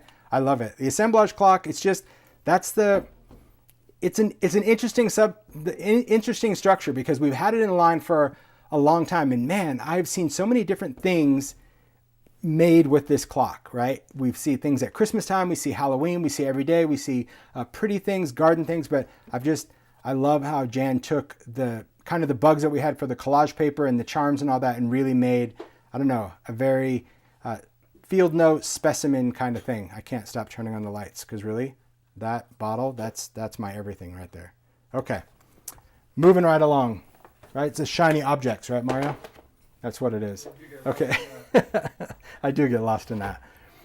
Okay, so this next make, Sharon created this. Again, another etc. tag. It's just a great substrate to work on, but you can see we have the vintage clips. So these clips, they come 3 in a pack, 3 different ones. They're just very cool clips because you can use it right on the top of something. You can use it to hold a journal open or closed, but it's also just a great way that you can add an element to the top of a tag or a book cover or anything like that. Here you can see one of my favorite paper dolls. When I found this photo, I had to buy it. It was very cool just to see that group of guys enjoying a little bit of beer. Very cool. Or root beer, whatever, but it's really great to see. And so this group one, we even left in the table. So there's a little cloth. So this way, when you put them on something, it really gives that great perspective of all that whole group of guys kind of together. Just really good. But I love this. Be the reason someone smiles today or the reason they drink, whatever works. This is one of the snarky that we did. This is the Big Chat Snarky. So if you like snark, we've got sticker books to have you covered. But there again, you can see the background is that new stencil card. I love that there's a little bit of metallic paper behind it just to kind of cast that shine. You'll see the Flair on there. And again, a backdrop. And that backdrop, all that yellow and all that like grungy green stuff, that's all part of the paper. Yes, there's a little brown kind of distressed crayon around there, but all the little elements, that's part of the backdrop, which makes it really great to create a collage. So it's nice because that's the whole thing to keep in mind about doing collage, right? Sometimes it can just be layers of paper and elements. Other times it's just going to be more metal. So it's whatever your vibe is. There you go. The sarsaparilla gang. Absolutely. Okay. So here is one. Paula created this one. This is a small vignette tray, but there again, you can see that crackle. This is definitely going to be a favorite, but there's only one sheet of each inside, but we have crackle, like I think in each pack. So there's a different crackle in there. I love the back. Like, look at that Liverpool. So beautiful, right? Look at that map in the back. Isn't that good? So good. And there we go. That group of paper dolls. This I thought was very clever because we've had these number blocks, right? We've had letterpress, we've had all these other wood blocks, but here we've got the wood block, and then we have, I like how you attach this piece. It's very cool with the little vignette hardware, and she used that little hook clasp on there. I think that's good. And then we have the tin top right there, some gears in front of it, just really good. And of course the mini Flair, man, so many details in this because I can just see like there's a hitch fastener and then she's got string going up the back. It's just like a whole mechanism putting all this together. That to me is what is, yeah, always fascinating about a make, is seeing how these pieces are put together, right? That's the whole thing. Great job, P. I love that. All right. Gosh, so much to share. Moving right along. Okay. So this next one, Emma created this one. Now, this was really cool. So here's I'm just going to stand it up first and then I'll show you the detail, but we've got just a vignette panel, right? So you can see that block of wood, and then we have that small tray. Look at all the grit, grungy, grimy detail of this one, right? I love that little touch of metallic over the top of it as well. A little metallic embossing powder, or I don't know, maybe it's a metallic wax. But there we have one of the hardware. But take a look at this piece. I'm going to flip this around because this is just one of the Idea-ology pocket watches, and I like how it free hangs. So when this is displayed, you can see that it's able to sway on there. But all the details, so we've got the half gear, we've got that great measurement, we've got the gears there. Again, you can see the importance of those little hook clasps. They can attach so many different things. Look at the pocket watch though, right? So this could be very personal, you could put a family photo in there, or you can use, of course, paper dolls or found relatives. But I love all these little trinkety bits in the front. These are all the little baseboard shapes. We have these part of the Idea-ology line, which are like the little toy cards. There's a little domino box in the back. Look at these little book covers that Emma did. So cute. And then again, taking those wood blocks. So Paula used the wood blocks as well, but I like seeing them. There's a little embossing glaze, some stamping, And then you can see here just kind of the hinges on there. And that's the other thing that is important about any kind of structure. If you see an element, don't be afraid to just use the element in kind of its own unique way. Like a hinge doesn't have to actually be a functioning hinge. It could still be a decorative element just to put on something to give it the look or the appearance that it has something. And I just think, yeah, it's just really cool. I'm gonna spin this around. It looks like that chain is twisted. Isn't that cool? Really, really beautiful. So awesome make, really good. All right. Next up, okay, I gotta definitely handle with care. So take a look at this. I'm really gonna try to do this justice. So Zoe created this one as well. I love this, Zoe. So there's another Edison bulb, but just used in a different way. And that's the other thing to remember as a maker. You know, when you have that kind of element that you like, think about different ways that you can incorporate in a make. So here is a display dome, and you may have seen some of the makes that Zoe's done at Creativation where she stacked the gears, but she's like, okay, there's been stacked gears, but then we have these gears that she says you don't have to cover everything up because they just look so beautiful as is. So these are gears spaced apart. Take a look at that great little bit of ephemera and look at this. So these are the hardware heads, idea-ology hardware heads, just glued around that cork. It gave it a whole industrial kind of vibe to it. You can see there's that little clock key from the pack. There's one of the skulls saved from Halloween. Look at the crown, one of the crown adornments from, I think it's Treasures, the treasure pack. There's a little inventory tag on the top, and same thing. This one incorporates tiny lights. So now you have that Edison bulb that just kind of lights up inside the display dome. I just think it's really, you talk about a night light, again, really a clever use to incorporate steampunk elements. So if you're making stuff, if you don't want to do a vignette box or a display box, these display domes are perfect to display whether something you make or if it's just a small trinket or artwork or something that you want to save. But I love just the whole look of that. It just creates a really cool effect. Great with the Edison bulb. You can see it. There we go. I've got my ring light in the back. Awesome. Great make, right? Yeah. It's like, I agree. I need to make one. So cool, that gear stack. All right. I just set it down. It's like caution, handle with care, right? I think that's the important thing. All right. This next make, Tammy B created this. And just like I said, when it comes to stories, so there is a Disney story attached to this. I'm sure Tammy will do a blog post and share, but this is a vignette shrine. I love the whole Lucky vibe of this. Yes, it definitely has, like I said, a Disney tie-in for sure, but I love just her use of the paper doll. There is that little clover in the back. See how she took the gauge frame, but then made it look like a window. So it's kind of like all these little trinkety, junkety things that he's collected and kind of created this little house for himself. So it's like looking out a window. You can see there's the panel that has been cut just to create that little kind of salvage scrap piece. The papers in the back, again, backdrops, you know, whether you got the game card or whether you have this element. When you look here, here's one of those flowers that just because she went and used I think it was Rustic Wilderness, she said, the latest green, using the embossing glaze. Now they look like just little clovers to go with the little buttons that we had. There's a little porthole window, right? And then there's just details on here that I'm like, because Tammy leaves me notes. I'm like, are you kidding me? Okay. So this little pot of gold, this is one of the mini snow globes without the base, flipped upside down, that she covered in grit paste to make it look like a little cauldron. I mean, come on. And then all these little coins that she painted. These are punched out of chipboard that she painted and kind of scattered for his pot of gold. Then when you look in the back, it's like there's little details everywhere. There's one of the little tin tops, and then the top of the roof. I mean, look at this little thatched roof. She just took the new Kraftstock, because it's that 100-weight Kraftstock now, and used fringe scissors and created this little thatched roof. I mean, stop it. Just stop it. I mean, come on. That's so cool. It is like, you know, I just look at it and I'm like, yeah, because I'm like, really, I would have never thought of that. But again, when there's a story to tell, I love that idea-ology can play a part in providing elements to capture that story. I love reading all the that's the little best. post-it notes when I'm unpacking it. I know. It's like, oh, here we go. And I can never tell the story really the way that she's going to tell it. Just, I can't. Never. All right.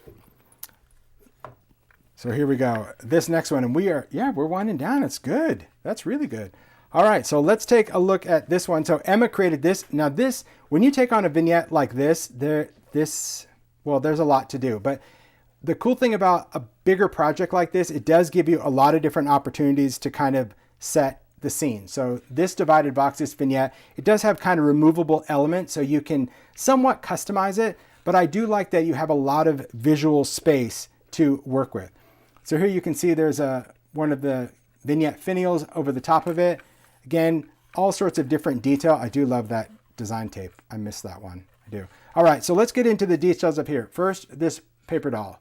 I love those guys. This was a Paula find for sure. Very, very cool paper doll. You can see in the back is one of those, just using a measurement in the back. A gauge frame here. There's that little voltmeter, and I love just seeing that embossing folder. Like, look at the detail. I mean, Emma just rocked it with the detail of this and all that grit and grime. Again, thought this was really clever. You see that other finial right here? And then using that steam valve, that little wheel on top, and then she just has some chain hanging here with some little embellishments and trinkety bits. You've got cork vials there that look like soda pop bottles for the boys, and then just created, looks like just a little drawer, but glass handle with care and that little knob. And these guys, of course, take a look at this. This is one of the tiny vials. It's a glass vial.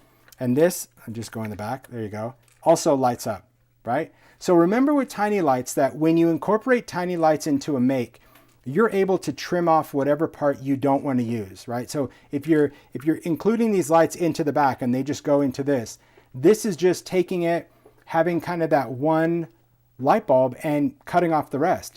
That is the thing that is important. And I think a lot of makers, I don't know if they're afraid to do it or they just don't think about doing it, but you have that ability to do that and cutting that, and it's still going to work just fine as long as you're cutting the end opposite this battery pack.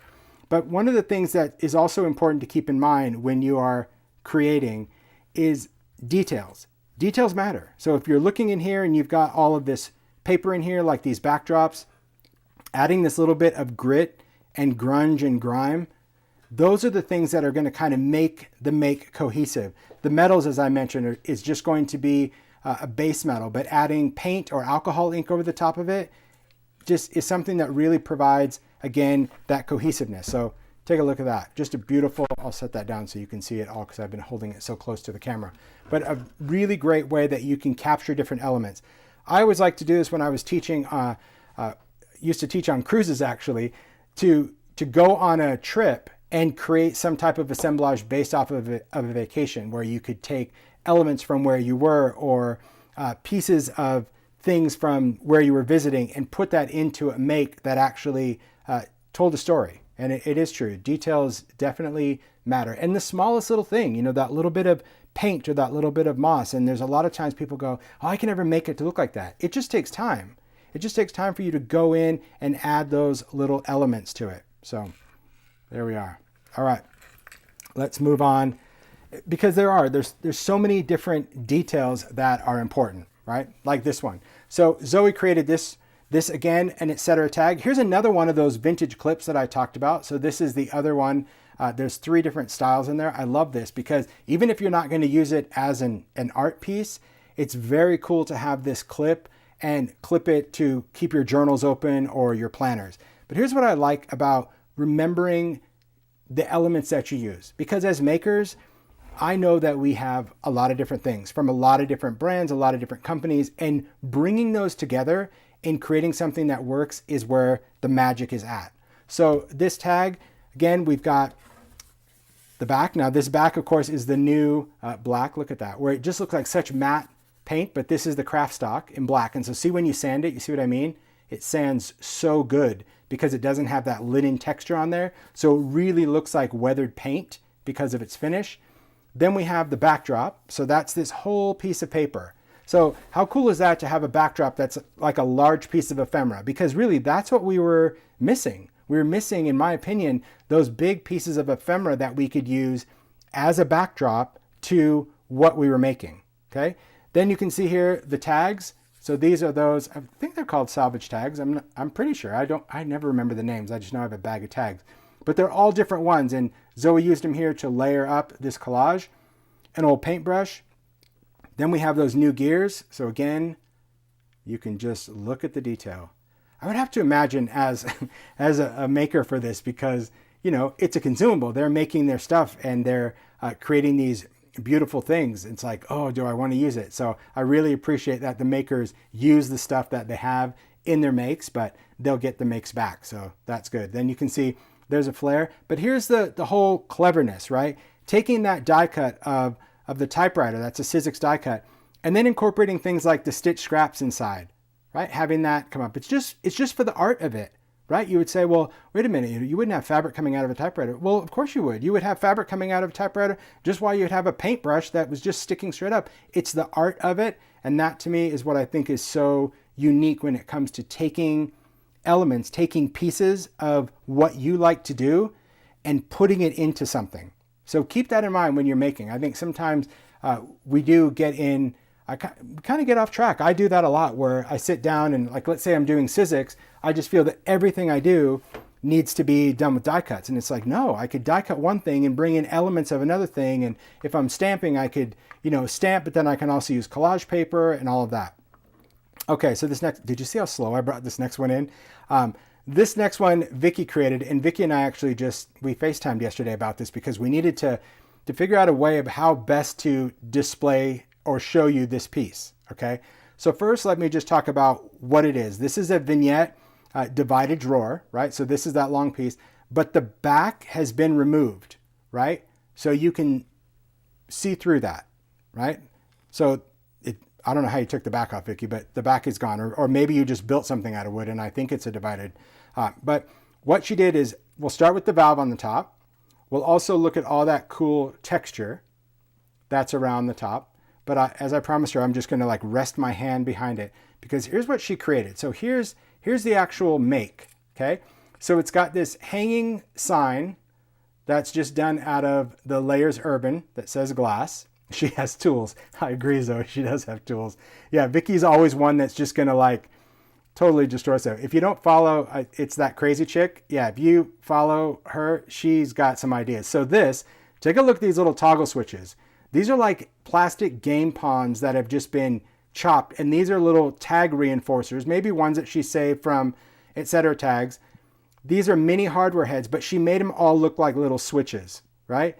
Then she took a type tin, right? Or the tin top, I should say. That's got just the top of that, and put one of the gauge frames. I didn't know that they fit perfectly over the top, but I do now. You can see the cool graphics behind it. And then she used the numbers from the mini Marquee, scratched them up, and put them in where it's just looked like numbers inside the glass, inside the gauge with those graphics. How brilliant, right? So, I mean, like every little thing that's on there, I have to figure it out. I look and I'm like, oh my gosh. I agree, Sis. She's crazy amazing. It's like, I don't even know how you even think of these things. Any of the makers, I could gush over every one of them. All right. So then we have this, and then we have this piece, and this is the piece that we had to talk about, because this piece is kind of like a radio, like a transistor, a fuse, I'm not sure. See this little piece inside? That's actually a real one, like a vintage one. But she kind of created this whole bigger one out of a display dome, and it's sitting on these little spools. And our concern was, if I didn't rest the weight of this, because it is designed to stand up, if I didn't, would the collage medium hold the weight of it? Well, so far so good. But I'm going to try to show off the details inside the dome. So first off, we've got remnant rubs on the outside. The remnant rubs are very cool because it adds some little text and typography. Then inside, we've got gears in there. She's got one of those little coins. Again, you can see some of the mini Marquee in the clip. But then, I mean, the magic, of course, it lights up. She's got tiny lights that it actually fits in this little groove in the back, right? It'll slide in there. But she's got those going up. So first, I'll show you all the way around. So here's the back of it, because details matter, guys. If this was on display, somebody might turn it around and You want to see the back. So there's one of the gadget gears. So that's what she used on the back. One of the older gears that doesn't have all the detail, but still very cool. She's got the numbers going around the outside. But then when you flip it around and you take a look inside, I love how those lights are just sandwiched in between, I'm guessing mica, I'm really not sure. But it's sandwiched in between layers, and it also has some ephemera in there. You can see the mini marquee that have those little clips on there, the gears, and then one of those little radio thingers on there, and then just wrapped in some wire. But what a cool piece. What a great light. Everything is so amazing. No, the lights are not black. She painted the cord because, well, that's what she does. The lights are clear. This case is clear on all the other tiny lights that you've seen, but she spray painted this one because, well, details matter, right? The light switching cord is not black. No, but on hers is. Funny, no one ever mentioned when they said, oh, the light cord is clear on all the other ones, but this one, see, you noticed. She painted it, which means you can always paint your light cord and your battery pack to match your make, right? Well done. Very, very cool. Yeah, tiny lights for the win, you guys. If you don't have tiny lights in your stash, it's just a very cool thing that you can add. All right, I'm setting it down with like 2 hands. I promised her that I would take good care of that. Okay, all right, let's bring in this. Just super impressive. Now, if you guys have seen a make similar to this, this is one that just, it blows my mind that Paula created. So this is taking that same box, that same vignette, the divided box that Emma created with all of those pieces, and Paula just took all the pieces out of it, right? So she's left with just this wonderful wooden box. And vignettes as well. It makes for a great foundation for your makes. If you aren't playing around with vignettes, if you're not using them because, you know, maybe you're intimidated by them, I really encourage you to try out the vignettes. Maybe you're going to wait on use the back of it. Maybe you're going to use the inside. But remember, on things like this that are divided, that have these little inserts, if you don't want them in there, take them all out, which is exactly what Paula did. So we'll start off with just the box itself. So just giving the outside, you know, a little paint, a little sanding, but then inside, again, you're going to see all these different elements of using those backdrop papers. But the magic happens inside. And Paula created this. I think the first one she did was maybe for Creativation last year when this product came out. And the product I'm talking about, the product that this thing is built with, are the matchboxes. And I talked about this in Jan's clock as well when I said, oh, these are the idea-ology matchboxes. And you might think, what? Like, I can make my own. Yeah, go right ahead. And you absolutely can. Or you can take vintage ones if you want. But the cool thing about these matchboxes is they come with 6 boxes. They come with little labels that if you want to put this on the top, but these are just already built. And yes, I've done dies with Sizzix to make your own, or you can, like I said, buy whatever matchboxes. But these are just a little bit larger. We wanted something that was more display friendly. And we also wanted that friction fit, which seems silly, but it matters to us. You can kind of hear it, right? Squeak. And that is because, yes, you can use them as matchboxes, but the idea is that you can open them and they will keep their position. Now, sure, you could tack a little glue or put paint, put a little tape on the back. But the cool thing about these boxes, that's why I wanted to talk about them, is now I'll go in and just show you all the detail of each of these little elements that Paula created for this. And she's done different versions. I think she did one for Creativation. I think she did one for Halloween. I'm not sure if she did a Christmas one. Refresh my memory, but I know that she's anticipating even doing more, which is perfect. So the thing about the matchboxes, as I mentioned, we'll start with this guy in the middle. How cool is he with that wonderful little porthole frame around? Taking the matchbox and opening it, so now you've got little elements inside just kind of peeking out. Then we have that little key, again from the odds and ends pack. Now we have just the tiny key that really everyone used anyway, but this is just the drawer. So you don't always have to use the pieces together. This is just popped out. Use this element, and then inside there's a mini pocket watch because we have different size pocket watches. You can see the tiny Flair. You can see that little date dial in there with all the numbers. That's an idea-ology piece as well. We did a product called Date Dials that have all the little numbers in there that they are meant to fit inside the pocket watches. They are metal. Then you can see here the apothecary bottles. These are the ones that are part of the line that are that amber color. And I love just that detail of the wire twisted across that opening. But then this I mean, as we get through, I'm just like, are you kidding me? So here she just kind of cut them and just used them as like little drawers, if you will, right? By adding a hitch fastener or button or using the vignette finial, where now these kind of look like little drawers that should open. It's like, oh my gosh, okay. Then we'll move down to this one. Here you can see there's an idea-ology thimble. So we have the little thimbles in the line. There's a whole variety of different metal thimbles. There's that tiny toadstool. You see what I mean about painting? Look at that mushroom with just little spots. Come on. And then a little stitch scrap in there. So just having that little bit of fabric just glued on just creates, again, a beautiful element. And then as we get down here, again, it's all about the details. So here you can see a little remnant rub on there, that band that went around this opening. There's a little tiny flare.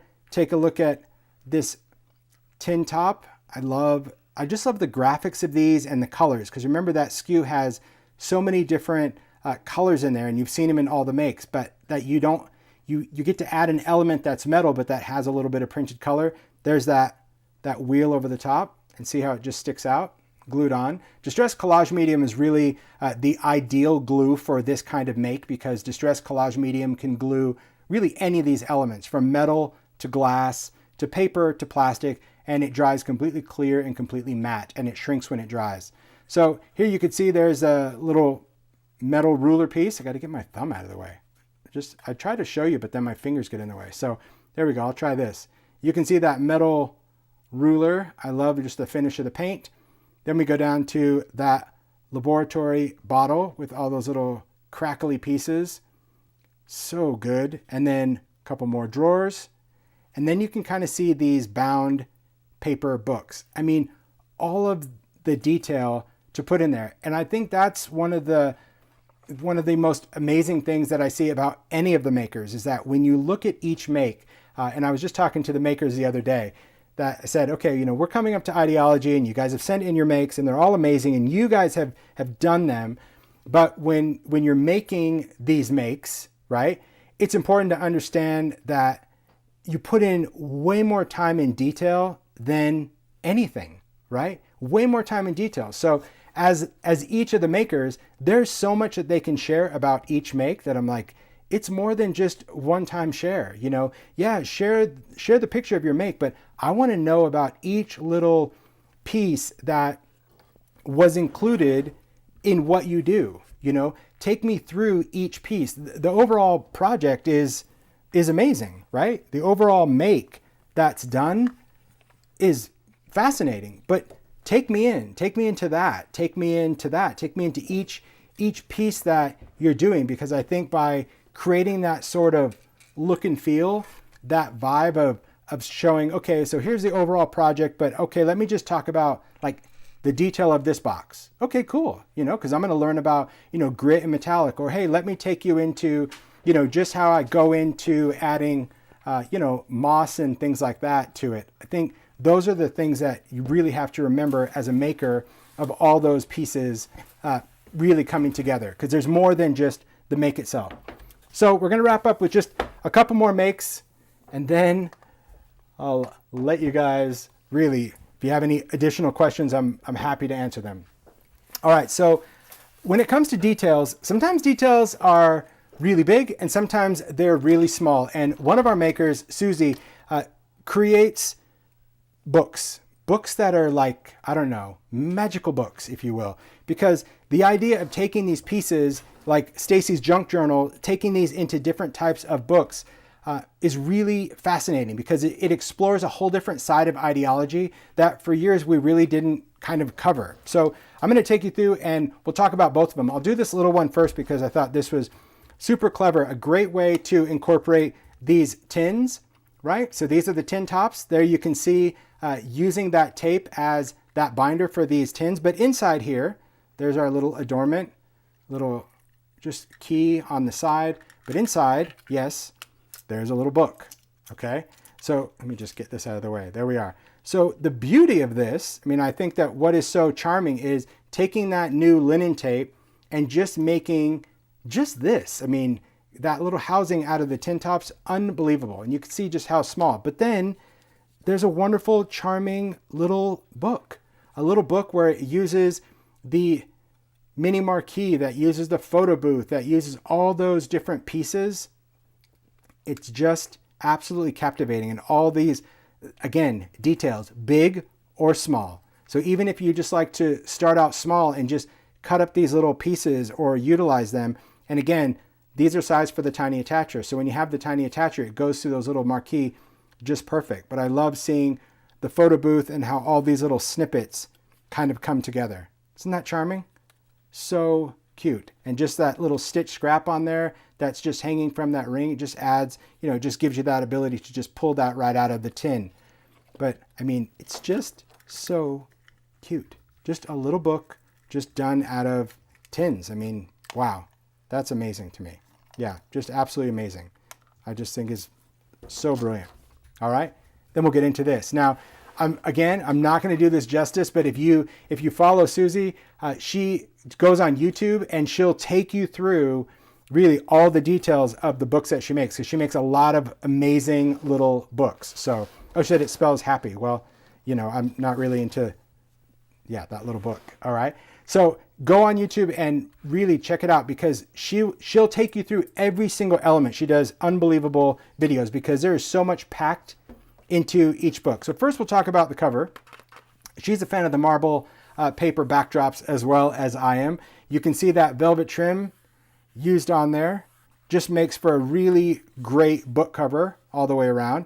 And there's so many different elements inside the book. There's all sorts of different pockets and pullouts and uses of the different stickers and paper dolls and stitch scraps and quote flair. And I love how she uses little snippets of the tape, and different things are clipped in or attached in different ways. And like, take a look at this, the backdrop where it's got watch and clockwork, and then she's got the guy sitting on that half gear, right? And these are quote chips. The world needs who you are meant to be. Again, using elements from previous releases. Pretty amazing. Little hardware heads, any of the original layers paired with like wallpaper scraps, little flair. You'll just see that there's so much detail in everywhere, right? Everywhere you turn, there's just going to be little elements that catch your eye that she can incorporate. Even something like this. I mean, I love this one from Layers Urban with that bullseye, but just seeing that and then seeing that engravings bug and then that frame and then giving the wings to that paper doll, just so cool. Just, yeah, detail everywhere. Amazing, right?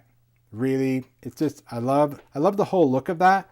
And I think that's the important thing when it comes to making is do your take on the elements that you see. Maybe you are a junk journaler, maybe you are a bookmaker, maybe you are a scrapbooker, card maker, vignette box maker, whatever that is. You can take these elements and you can do you can do your style, your feel.